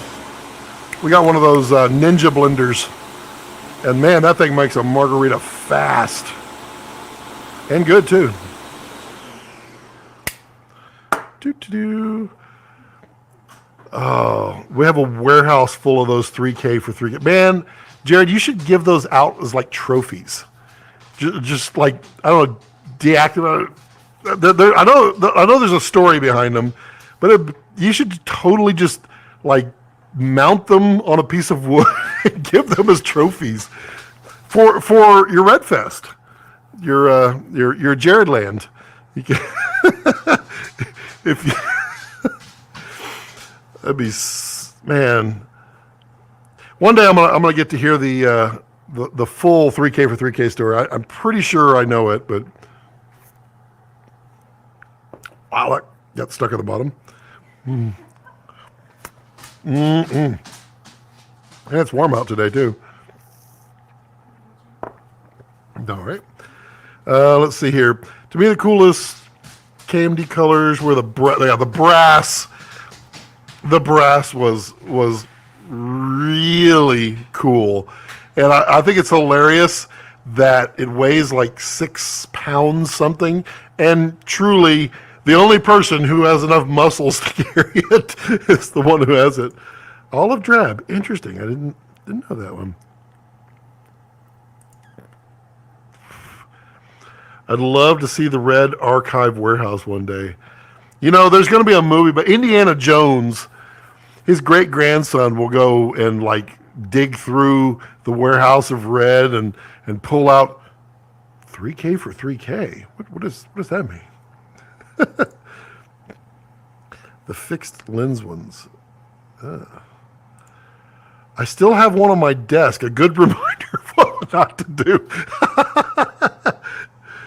We need a Red museum. Well, there's kind of a Red museum. Well, I mean, Jared's desk is a Red museum. His whole office area, just anytime he's on any kind of video, just get some binoculars and like look around, and you see all of it. Scott could be the curator. Yeah, I would totally do that. Jared, how many 9-inch monitors do you have? Talk about rare. I like the 9-inch monitor. I actually considered that for a long time, but there was something about the 9-inch. I forget what it was. There was something, and I was like, oh, well, I can't do that. I forget what it was. Was the 9-inch not touch? I wonder. Yeah, I learned a lot when I got my first Red, and I would, knowing what I know now, I would totally have bought something different back then. I still would have gotten Dragon, but I probably would have gone for an EVF, and I did like the 7-inch, and I really like the DSMC2 pop-on 7-inch. That's slick. That thing is just amazing. So much better than the cable. Although I do have the optional cable set. All my Dragon parts are back here. Yeah, these. That's the remote for the DSMC2. I bought that because I was like, sometime I'm going to actually want to rig my monitor out to here. And I did it one time, and I was like, I don't like that. I actually like my monitor on top. And it's funny because so many people give Jared crap for the monitor only being on top. It's really handy for me. I really like it.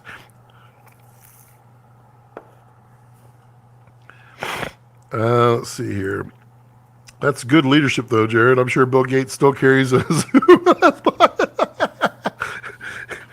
That would be hilarious. The Microsoft Zoom, isn't it? Z, yeah. God, that was horrible. Zune, yeah. Jared says, I'm going to start calling my office a museum. Sounds better than Jared's House of Order. Yeah, I feel you there. I've got way more props than I've shot, and that is what my wife does not like the most. because I'm like, I'm going to buy this for this purpose, and then I still haven't shot it yet. That's hoarding. I'm pretty sure that's the definition of hoarding. Jared, hardware subscription, please. For I don't know. That would be really expensive, Quintana. That would be really expensive because yeah, I mean, you're talking thousands of dollars a month. But then again, Red is not Apple. Red does not have the literal trillions of dollars that Apple has. They're getting there though. Red's slow and steady to the finish line. That's Apple can afford to be a bank. I don't think Red can. Let's see. Scott, you weren't kidding. I always have the shorts. And just like that photo that I posted on Facebook where I was like, pants are overrated. I'm literally just sitting here like this, but the angle that she shot it at, my wife took the picture, I was like, now it looks like I'm naked. And so I was like, I'll post it. I got no shame. Shorts on YouTube. Yes, these are the original YouTube shorts. I mean, it's going to be comfortable. It's my studio. I make the rules here. Better to have and need than not to have and need. Wife pitch. Ah, yeah. See, they're helping you understand why I have so many props that I haven't used yet. She's laughing. Uncontrollably laughing. Jared says, I hate subscriptions. Ding. That's why you're not getting a Red subscription. And he's right. Stop subscribing to products. That's, everybody wants that continuous revenue. You can come hang out. Grab you a drink and pull up a chair.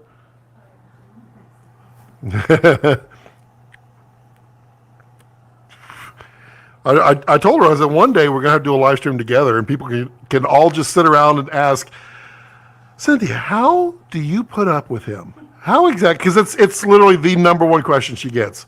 Anybody that ever meets her for the first time is like, you've been married how long? How? How is that possible? What? Ollie says, what was the first person to do YouTube Shorts? I don't know. I believe, because they always beta test that stuff. Like, remember YouTube Red? When all the big creators that had millions of subscribers, they told them you had to go to YouTube Red, which was different than it is today, which is it's just subscription. And it cost them dearly. It was bad. Subscription discouraged making products that last. That's 100% accurate.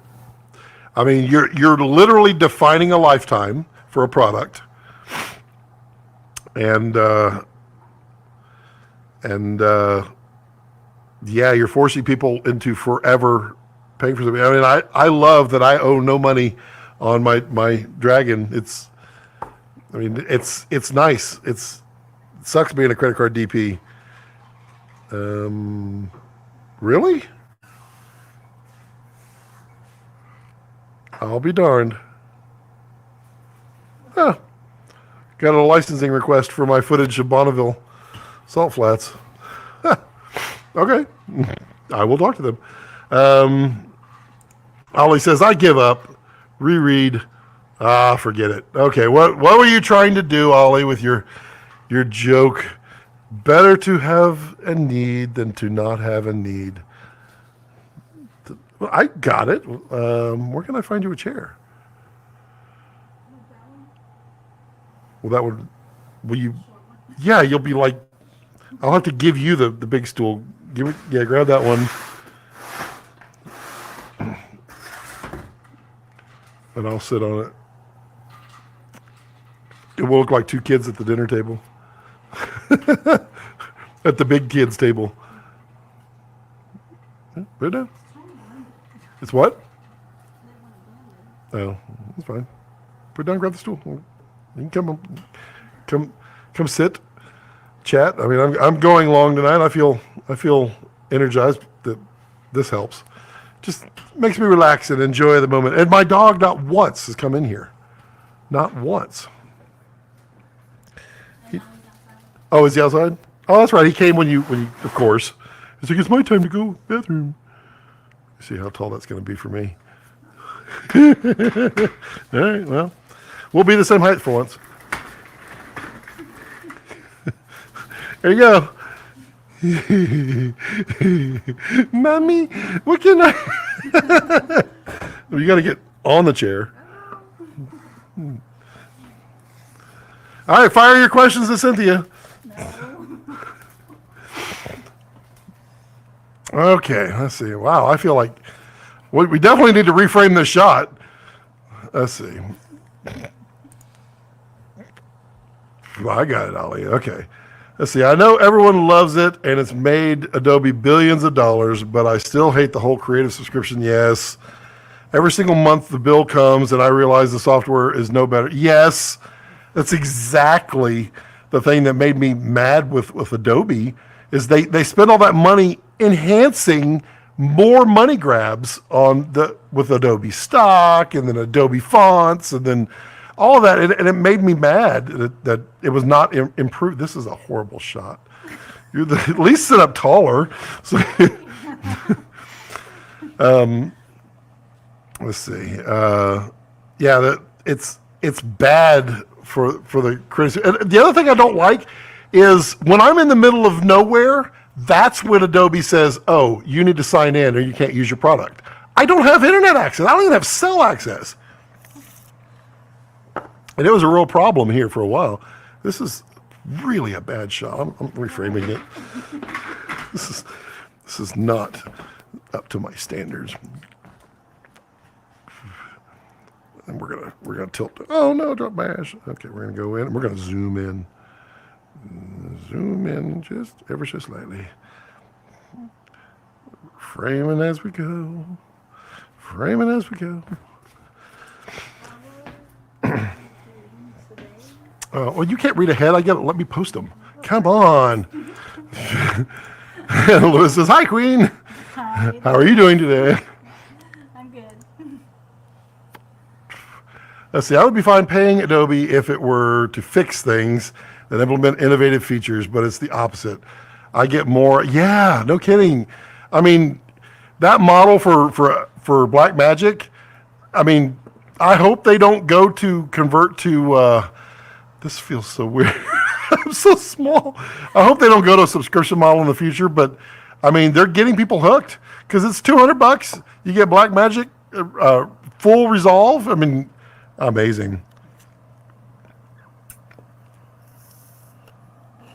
Well, Lewis is going to have a tough one. What's something Scott gifted you that you love? Gosh. On the spot. Yeah, Lewis does that.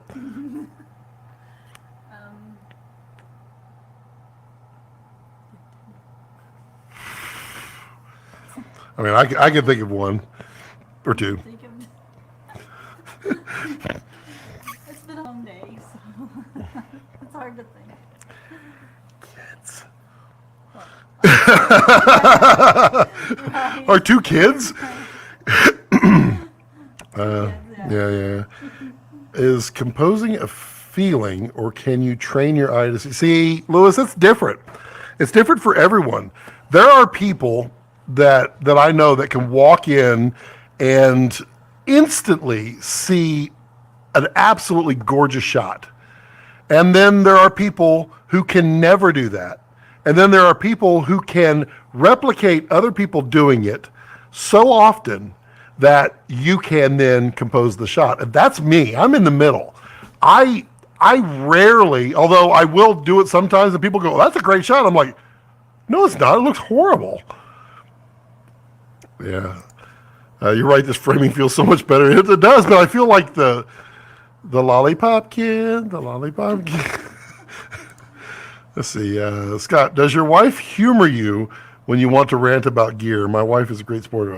You answer that. do I? when I rant about gear problems. Oh, I'll just listen. Pretty much it. I feel like Adobe spends more on paying their live streamers than they do investing. Do they pay live streamers? I guess they do have a bunch, don't they? Composition is a visual language. Well, I like that, Ollie, but in a minute you're going to go, I guess you completely missed my joke. It's a composition. It's some people just think of everything right up front. Like they look at someone and they're like, okay, I know the emotion I want this person to convey. I know how that emotion would best convey in this scenario and in this light. And they just know it. They come in and they set up their shot and you're like, man, I can't complain with that. I feel like Fincher is that way. He just knows how to pull off a good shot. We're rewatching Mindhunter again. Oh, it's so good. It's too bad we're not getting another one anytime soon. And me, I'm like in there and I'll set up a shot and I'll go, well, that's good, but what can I make better? And then I'm like, emotion. Let me throw the emotion in there. And it just, I get trapped into little painted corners. I feel like once your eye gets used to seeing compositions, you can do it without thinking about it. Yeah, I mean, and maybe I just don't realize it, that maybe the people that have that eye literally they've just been doing that all their life, and therefore their eye is trained that way. But then again, I mean, I watch like my cousin, or even my oldest daughter. You give her something, and all of a sudden she's drawing at like age 7, and you're like, that's really good. That's really good. And I couldn't draw that way. So, I mean, there's definitely talents that people possess that make them really good at stuff. Hopefully my slurping isn't too... Let's see. I've taken a class in composition for photography. It was like he had a third eye and just feels different than cinematic composition. Well, I mean... With photos, you're only telling one story with one photograph, and it does say 1,000 things, 1,000 words. It tells a story, but when you're doing film, you're continuing the story in so many different ways, and then you add in subtext, and you add in, wow, bye-bye. Oh, we can't drop them. Hi, do you want to become famous? I don't. Not on Twitch. I just want to be me. They're both transferable. But thank you for joining on Twitch, because you're helping get my stats up. And that's really all that really matters, apparently, on Twitch. They don't care about anything else. You have to live stream. In order to get like monetization on Twitch, you have to live stream like 3 times a week. Continuously before they'll even let you. I'm not going to live stream that much. People get bored with me. Some of the best people I know are photographers because they only have one frame, so they fixate it. Yeah, I mean,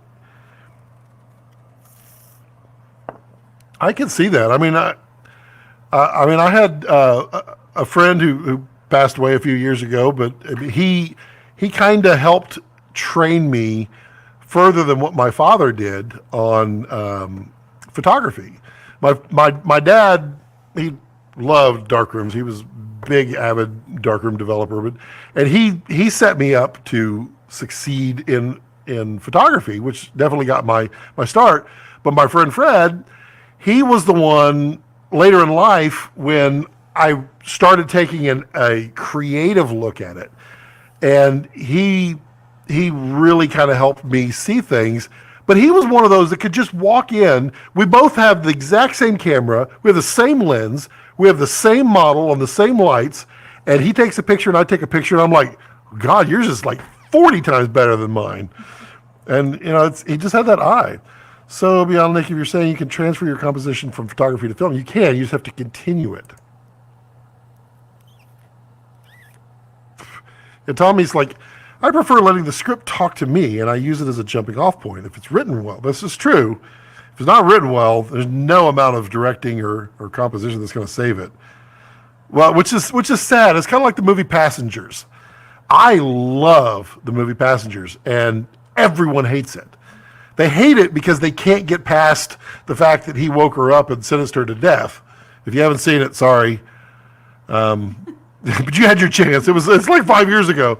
But I thought, I mean, he didn't have a choice, and he chose correctly. They didn't realize it, and ended up saving the world. But it was such a great movie. I love that. Let's see here. That's how I got started, Lewis. Landscape photography. Yeah, I love landscape. So I liked landscape photography, Nick, because I didn't have to direct a human. And I have the hardest time believing in myself directing humans. I'm actually okay at it, but I don't think I am. Well, I think I'm okay. People tell me I'm okay at it.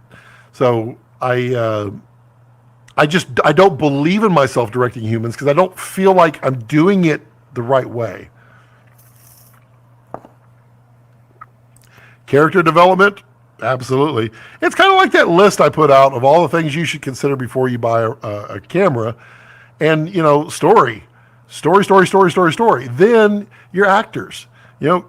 Getting the list of actors is so important because that helps your characters. Because if you get an actor that is not going to become that character, and also a good actor will help you create that character more so than you wrote down.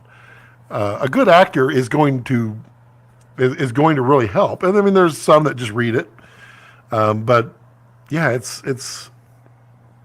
a fun one. So true. This is our Friday evening. This cigar, I'm sure I've already been demonetized like 7 times already. But this cigar is really good. It's lasted like, good grief, almost like 3 hours. You're great at landscape, Scott. You're ATV.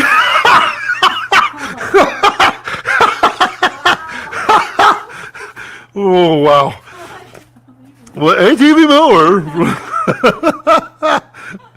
It can even mow your lawn, mow your little dog. Yeah.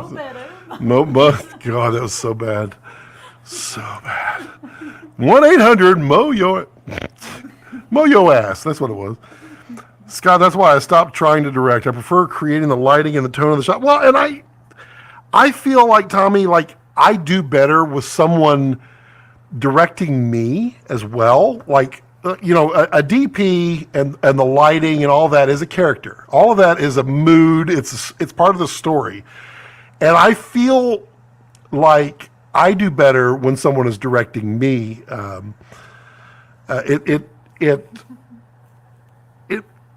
helps me. It's like me trying to come up with a story idea. I could have nothing. And I'm sitting at a table with 3 or 4 people, and one person will mention one word, and then I have the most amazing epiphany of the story. And I'm like, I'm writing that down and jotting it down as fast as I can. And I couldn't come up with that one word, but someone else did, and all of a sudden I'm doing it.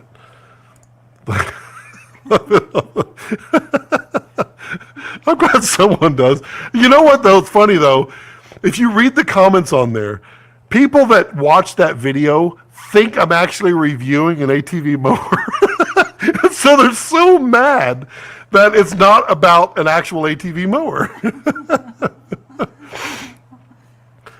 and I don't think the one where we were towing, we had one of those little plastic cars, the little kid cars, and it broke. And so we started pulling people behind it on the ATV at a high rate of speed, and it got a lot of views back in the day.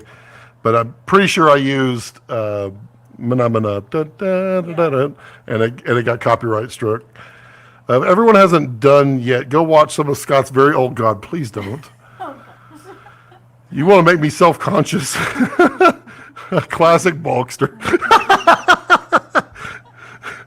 Does Cynthia ever direct you? I'm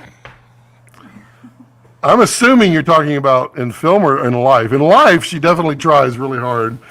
And I do listen, mostly. But on set, she is my gut check for me. Like, for instance, I have a yellow-green... I'm colorblind at a certain point, but it's not class. Rex one's in. It's not a classic colorblind. The problem with me is yellow to green. Everything looks gold to me, but it's not gold. It's kind of a harvest gold, if you remember that not gold color from the 70s.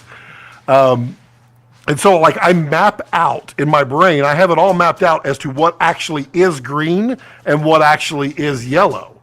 And she is my gut check, because I'll call her in. I'm like, okay, on this video, do I have the skin tones right on this? I feel like I do. Do I have it? And she's like, you might have gone a little too green there. And she gut checks me and pulls me back. But she's definitely... She's my rubber band. She's the other end of my rubber. I wish I had her. Where's one of those rubber band things? See, and she also knows where everything is. In the bag. The bag? See the plastic bag right there? Straight. Everything's a plastic bag. Oh, there they are. Everything is in a plastic bag around here. That's my secondary choice of organization. So this is how I describe my relationship with my wife. I'm the blue guy, and she's back here. So what happens is I will run way ahead. And if I don't have someone pull or take up the slack and help me go this way, I snap back. And she is absolutely, she's not behind, but she is part of my rubber band stretching. That when I zoom forward, she pulls up just enough to let me go forward. And that's how our relationship really works, and I appreciate that. So everything plays an important part of the whole story. Yes, that is true. I actually like this discussion because it puts into perspective everything besides the camera. This is exactly right. That sounds like directing. So yes, she does. Gut check. She brews kombucha. No, I don't like kombucha. Ooh, tastes funny. I cannot do that. When's the sequel music video to Kessler? I told you I'm working on the next one, and it's red related. It's red. It's I'm working on it. I haven't had that morning shower inspiration. Like the whole Kessler roll, the whole song was written in 15 minutes in the shower, and it's so funny because I wrote it, and I think I even texted her and I said, "Oh my God, I've got it," and then I recorded badly the idea and I sent it to Eric, and Eric is like, "Oh my God, what is this? I love it." He's like, I can so get behind this. This is the first time I've ever heard someone compare a relationship to a bongo tie. In fairness, I said rubber band, but bongo tie? I mean, this is... Just checked out the 2006 ATV video, Scott. Be honest. Was this pre-released Red 1 footage? No. That was totally shot on the XL1. That was totally XL1. Boy, I thought it was cool back then. Oh gosh, I used to have like I had tons of ATV videos back in the day. I used to run a website called atvextreme.com, which has been bought and sold 50,000 times. And it was all about people with ATVs, and I'd put my XL1 in a Pelican case, strapped to the back of it. And then I ran from Super Circuits, was the spy camera people back in the day. I think they're still around, but they're not quite the same. And I mounted a Super Circuits camera to the front of my four-wheeler, and I got all these first-person point of view videos of ATVs driving around. No one else had that because they wouldn't put their camera in danger. Well, I didn't. I put mine in a Pelican case. I need Cynthia in my life. When you look like something that's too long and it's the same, power wife. Yes, she's a quiet power wife, but she can get loud, especially when I'm spending money. My rubber band snapped many moons ago. Now I apologize mostly. I understand. Lewis, if you've not experienced a morning shower moment where you have inspiration, this is what you do. Number one, make sure that no one else in your house has taken their shower. Because if you have a normal water heater, you're only going to get so much time. We have a tankless water heater, so by golly, I can write a full song in my shower. But do your business in the shower, and then just turn up the heat a little bit and stand there. Let the water just go over you. You have nothing else to do. You're in there. The hot water is it's kind of acting. I don't know how to describe it. It acts as a what's the when they put you in a chamber and you can like they fill you with water, the immersion therapy or whatever. It's kind of like that.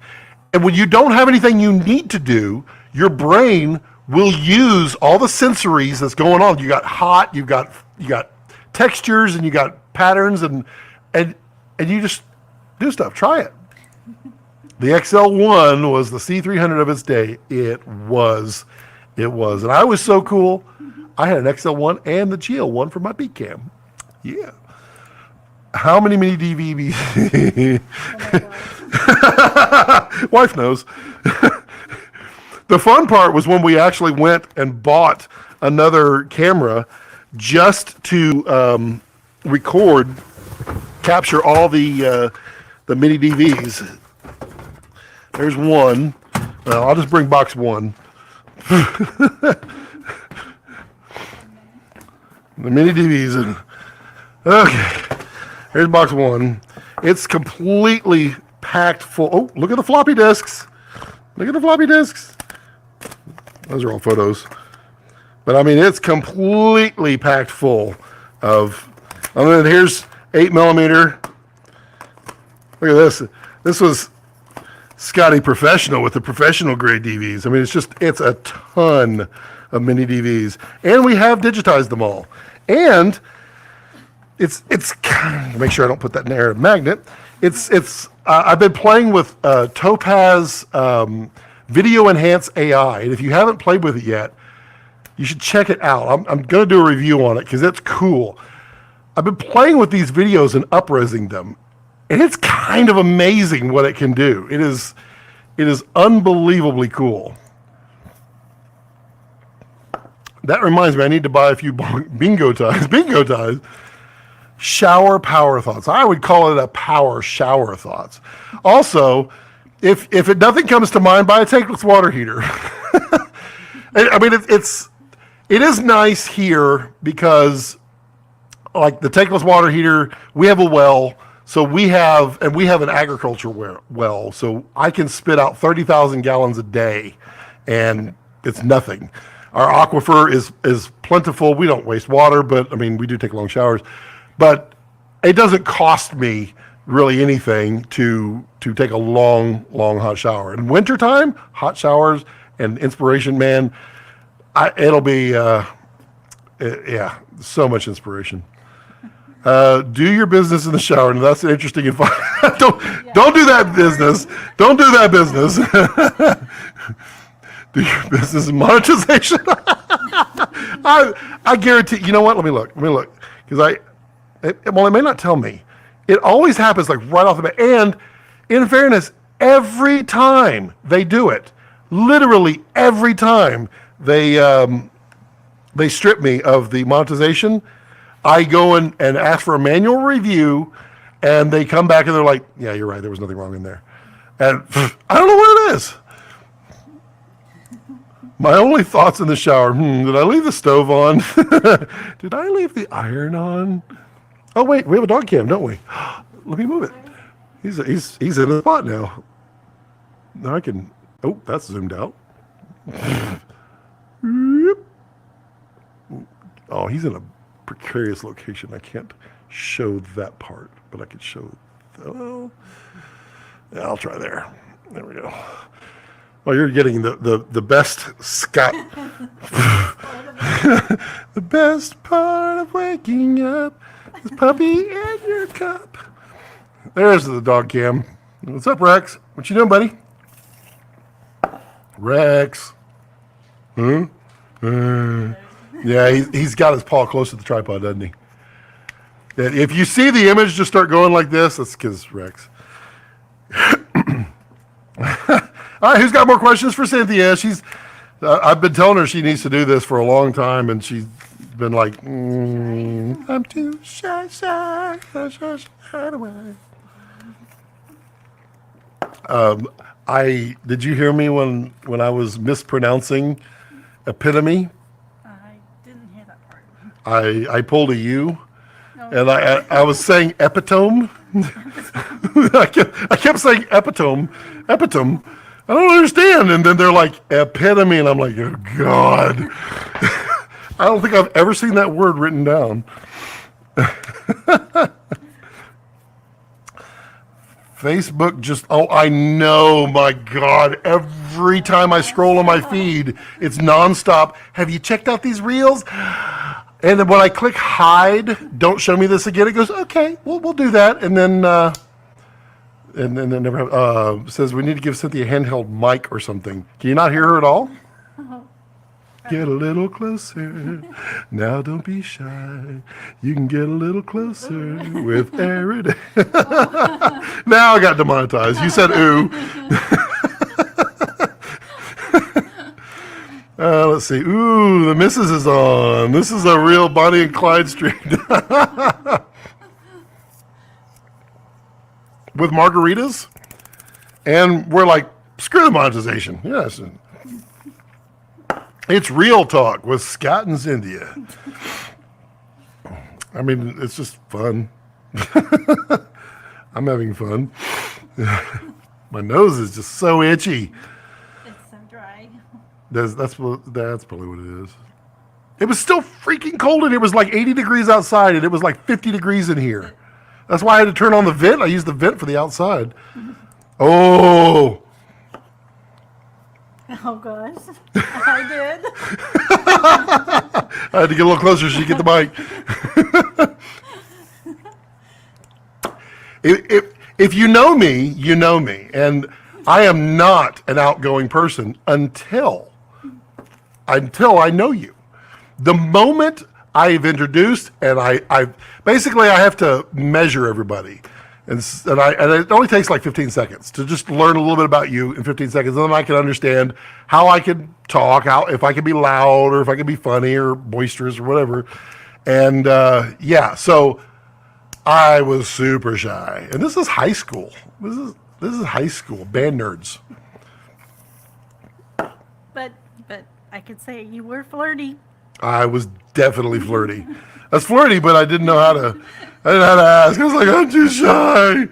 Yeah, she asked me out to homecoming.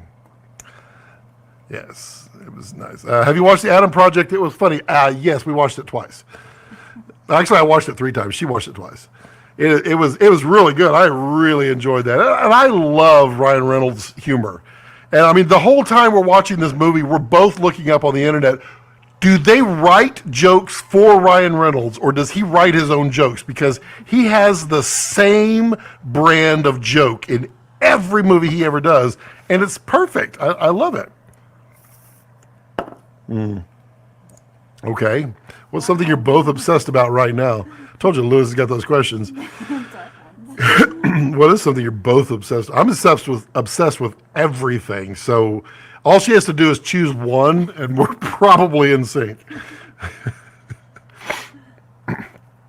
Yeah, and? What's something you're obsessed with right now? Well, like they were talking about photography earlier. I really love She does. taking pictures. I showed her like once or twice to say, hey, on your way home, stop at the sunset and take a picture. And so it's been her thing. She just, every night she comes home, she goes, check this one out. I'm like, well, that was a nice sunset. I probably should have been out there to shoot that. That kid nailed that. Did you see the behind the scenes? There's a behind the scenes video where the kid memorized every single line from what movie was it? Was it Deadpool? Yes, Deadpool. The kid had memorized the entire script of Deadpool and was reading it line for line in the background, and it was hilarious. And they're like, "Yeah, this is the kid. This is definitely the kid." Speaking of Ryan Reynolds, have you seen Red Notice? Yes, I liked Red Notice too. Some people thought it was too campy, but I dug it. I definitely liked the oneers that were in there, and it was shot in red. It was shot in red, wasn't it? I think so. Yeah, shot in red. It looked good, and the oneers were cool, even though they were technically not all oneers. But it was a fun movie. I enjoyed that. It was kind of like, I mean, I still like, what was the bees, that dude. Tommy Boy? No, Not that one? not that one. No, Oh, the other one. the other one. What's his name? Nick Cage. The Cage, sorry. Oh, the cage. Yeah, The Cage. So the movie with The Cage in, what was I going to say? Oh, it was no, where they steal the Constitution.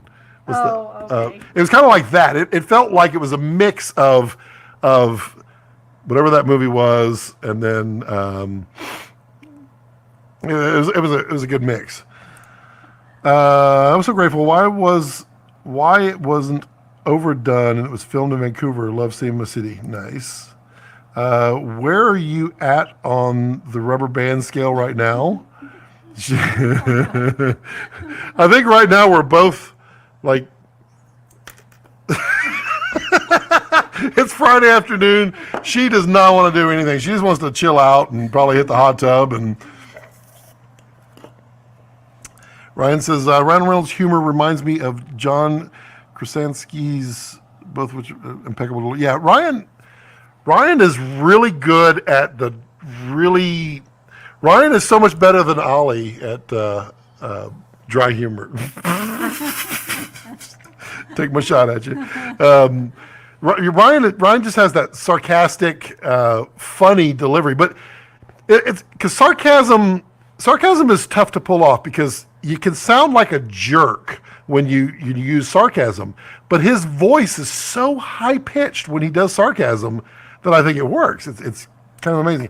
Favorite shot on Red movie? There's probably two for me. I do enjoy The Social Network a lot. I find that I watch that movie at least once a year, and I just like it. I also like the music. I think it pairs so well with how the story is done. But also, what was the octopus one?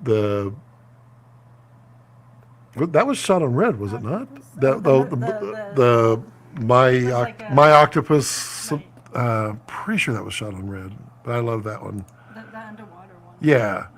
I thought the FPV was the least gratuitous use of FPV in a film. Really, and they transitioned it. They transitioned it really well. I like that they hired Johnny FPV for the FPV. Yes. National Treasure. Yes, thank you, Ryan.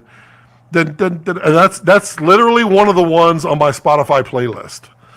When that one comes on,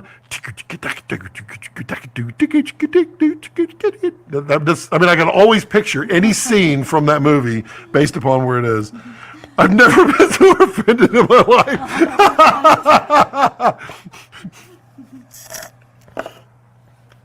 Jared Lane, yeah, it was shot on red, yeah. And then, my octopus teacher, that's what it was. Social Network, probably the most important shot on red film.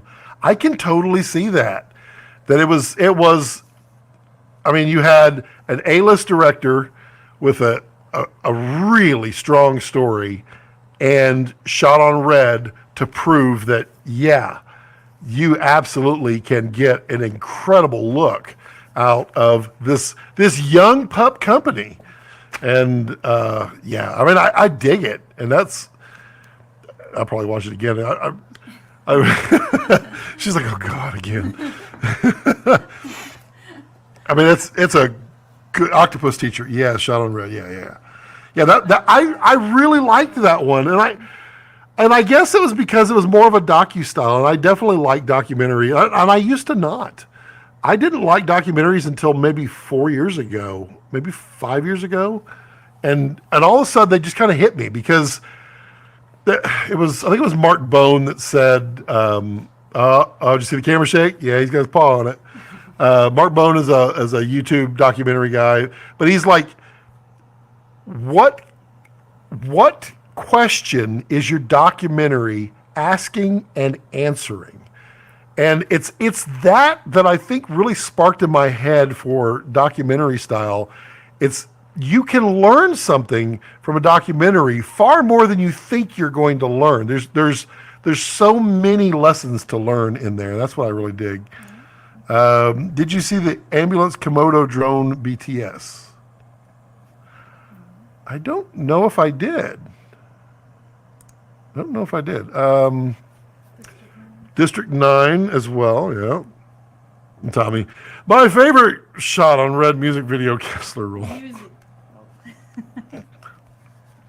Cynthia was very a big part of that. She was half of my puppet. She it's definitely not easy to perform puppets, and they're all back there just sleeping away.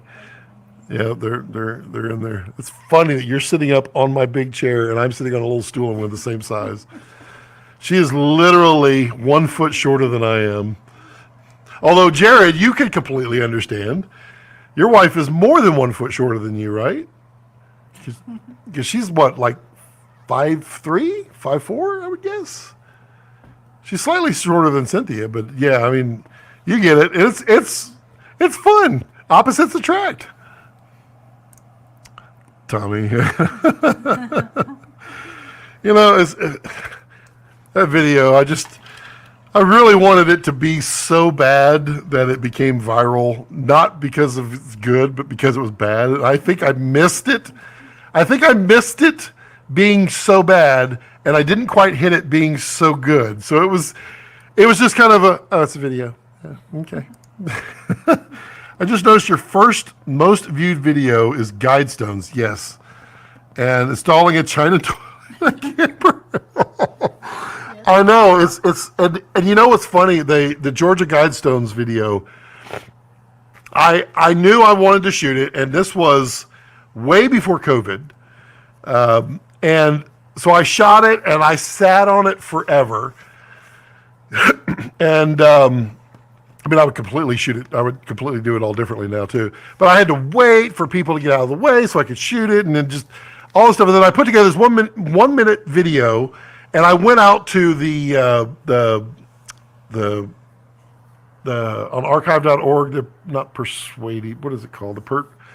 The Perch Archive, whatever it's called, and it's all like free use old movies and such. And I found like an old instructional video from a psychiatrist talking about, when you said something about Tommy, what does it actually feel? So I just cut and pasted stuff out of there. And then I just created this little 1 minute video and I put it out there, and it did nothing. It did absolutely nothing. And then COVID hit, and everybody thought that I had created this video specifically about COVID, and that how it was brought on by whoever put the Guidestones out there, and that the voiceover was asking people, are you really trained in your brain to really understand the effects of COVID? I mean, it was a weird, and if you look at the comments, I don't even moderate those comments. I just leave them be, because I'm like, you know what? If it gets views and people are excited about it in any way, form, because you wouldn't believe the conspiracy theories that come out on that thing. But I mean, it just shot off. It's not even that popular, but it was just weird. I mean, I still get a comment like almost every day, and I look at it, and I'm like, dog moved my. And I look at that, I'm like, how do you get that from this? Look at the date. It was 3-4 months before, and it was actually shot 6 months before COVID. You were going for the William Hong approach. Check it out. The footage is stunning. Flying camera, ambulance, POV, or FPV. I will check that out. I want to know about this toilet. I don't know why that video is popular. I literally had a camper, and I was like, I hate plastic toilets, so I'm going to switch it out with a China toilet, which is what they called it. Now they call it a porcelain toilet because calling it a China toilet is wrong, even though a China set, I don't get it, but nevertheless, I swapped it out. It cost me $136, and it came with a bidet sprayer, but in the manual it says it's for cleaning solids out of the toilet bowl. So that's what I mentioned in the video, and people go crazy in the comments like, I don't think you understand what that's for. And I'm like, I really do. I'm just telling you what it said, and that's like the second most popular video, and I don't know why. I mean, I had videos out there that had hundreds of thousands of views, but this was back in like 2006 when I first started, and I was using copyrighted music, so stupid me. And so I had to strip all of those out because I was starting to get flagged left and right, and I lost like 500,000 views, and I mean, it was a lot. And a lot of it was just me filming stuff and life and Disney stuff. I love Disney. I have like the only footage, and that's still out there. I have like the only video footage of the Yeti in the Expedition Everest ride, where it actually was animatronic and it would come out and try to grab you. And basically, right after they opened it, they noticed that it was cracking the foundation because it had so much inertia and mass that they disabled it. And I shot it with my HVX 200, good camera, and I shot it in high definition, and I have like one of the only one, and people kept using the footage. I'm like, whatever, fine, it's all good. All right, it is 7:15. It doesn't seem that late, actually. That's weird. I mean, I can keep going if you got more questions. She's getting hungry, but I mean, I can tell because I'm hungry, and she's always hungry when I'm hungry. If you got more questions, throw them out there. I'm gonna give you 1 minute to throw your questions out there, even if you have to type in wait, so you can type up a long question. I'm cool with that. I can deal with it. Go ahead and get your questions. There's one of those stupid. Didn't even. Man. Oh, he's on the net. Thank you for the great stream. Enjoy your dinner. Yeah. What are we having? Spaghetti? What are we having? I don't know. Oh, we don't know. The dog doesn't care. He's like, whatever, dude. Okay. Yeah, we're gonna wrap it up. So yeah, thanks for everyone for hanging out. Jared, Ollie, King, Tommy, Nick. Lois comes in with a question. What's something I can do this weekend to organize my life? Stop. Wait 5 minutes while you're staring at something that you do repeatedly, and figure out what can you do to make that just a little bit better. Walt Disney called that plussing. I call it efficiency because that's OCD. But literally, like, look at something that you do all the time and you repeatedly do it. There's something you can do to make that just a little bit better, and that will help you organize when you start doing that. Let's see here. I had a video I shot with a GL1 of a bunch of drunk friends who fired a bottle rocket out of his butt. You two took it down a few. I think I saw that video, actually, probably before I met you. Which Jared, Tommy, and I met. No, we met at Shane's Shane Hurlbut's thing, and then we hung out back when Red had a booth at NAB, and you brought the entire movie theater. And we had so many memories of us just sitting there for hours waiting for the next screening. Been a good one, yes. Thank you, Ollie, for all your help. Thanks, guys. Great stream. Thanks, Nick. King, you spent since. So people make spaghetti. I like to make Spaghetti. spaghetti is what I call it's emphasis on meat and a little less tomato sauce. Great time.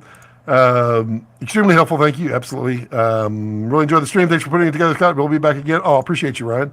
No Vincent. Well, you know. Thanks for a great. Yep, Scott and Cynthia. Yep. Bye, everyone. Bye, Queen. Bye, Ollie. Bye, Tommy. Bye, Ryan. Bye, Nick. Bye. Ooh, King's great. So, yep. Fun. Yes, it was. It was fun. One day we'll do a pure ask us anything. How do you get to 30 plus years of marriage in society today? It's simple. I don't know. I guess it's simple. This is to you. Tommy saying you're the best. Yeah, not me. But Thank you. everybody, as always, support, like. If you haven't done a thumbs up for this, give a thumbs up because I'm sitting shorter. And thumbs up for everyone. Remember, like and subscribe, all the good stuff. Use the affiliate links, become a channel member, all the fun things. And as always, as I like to leave it, don't let your passions center around your life. Let your life Sit around your passion. She's never heard that before. Never. Marriage cuts. I like it. Deep cuts is what it would be called. All right. Y'all have a great weekend. Enjoy it. Bye.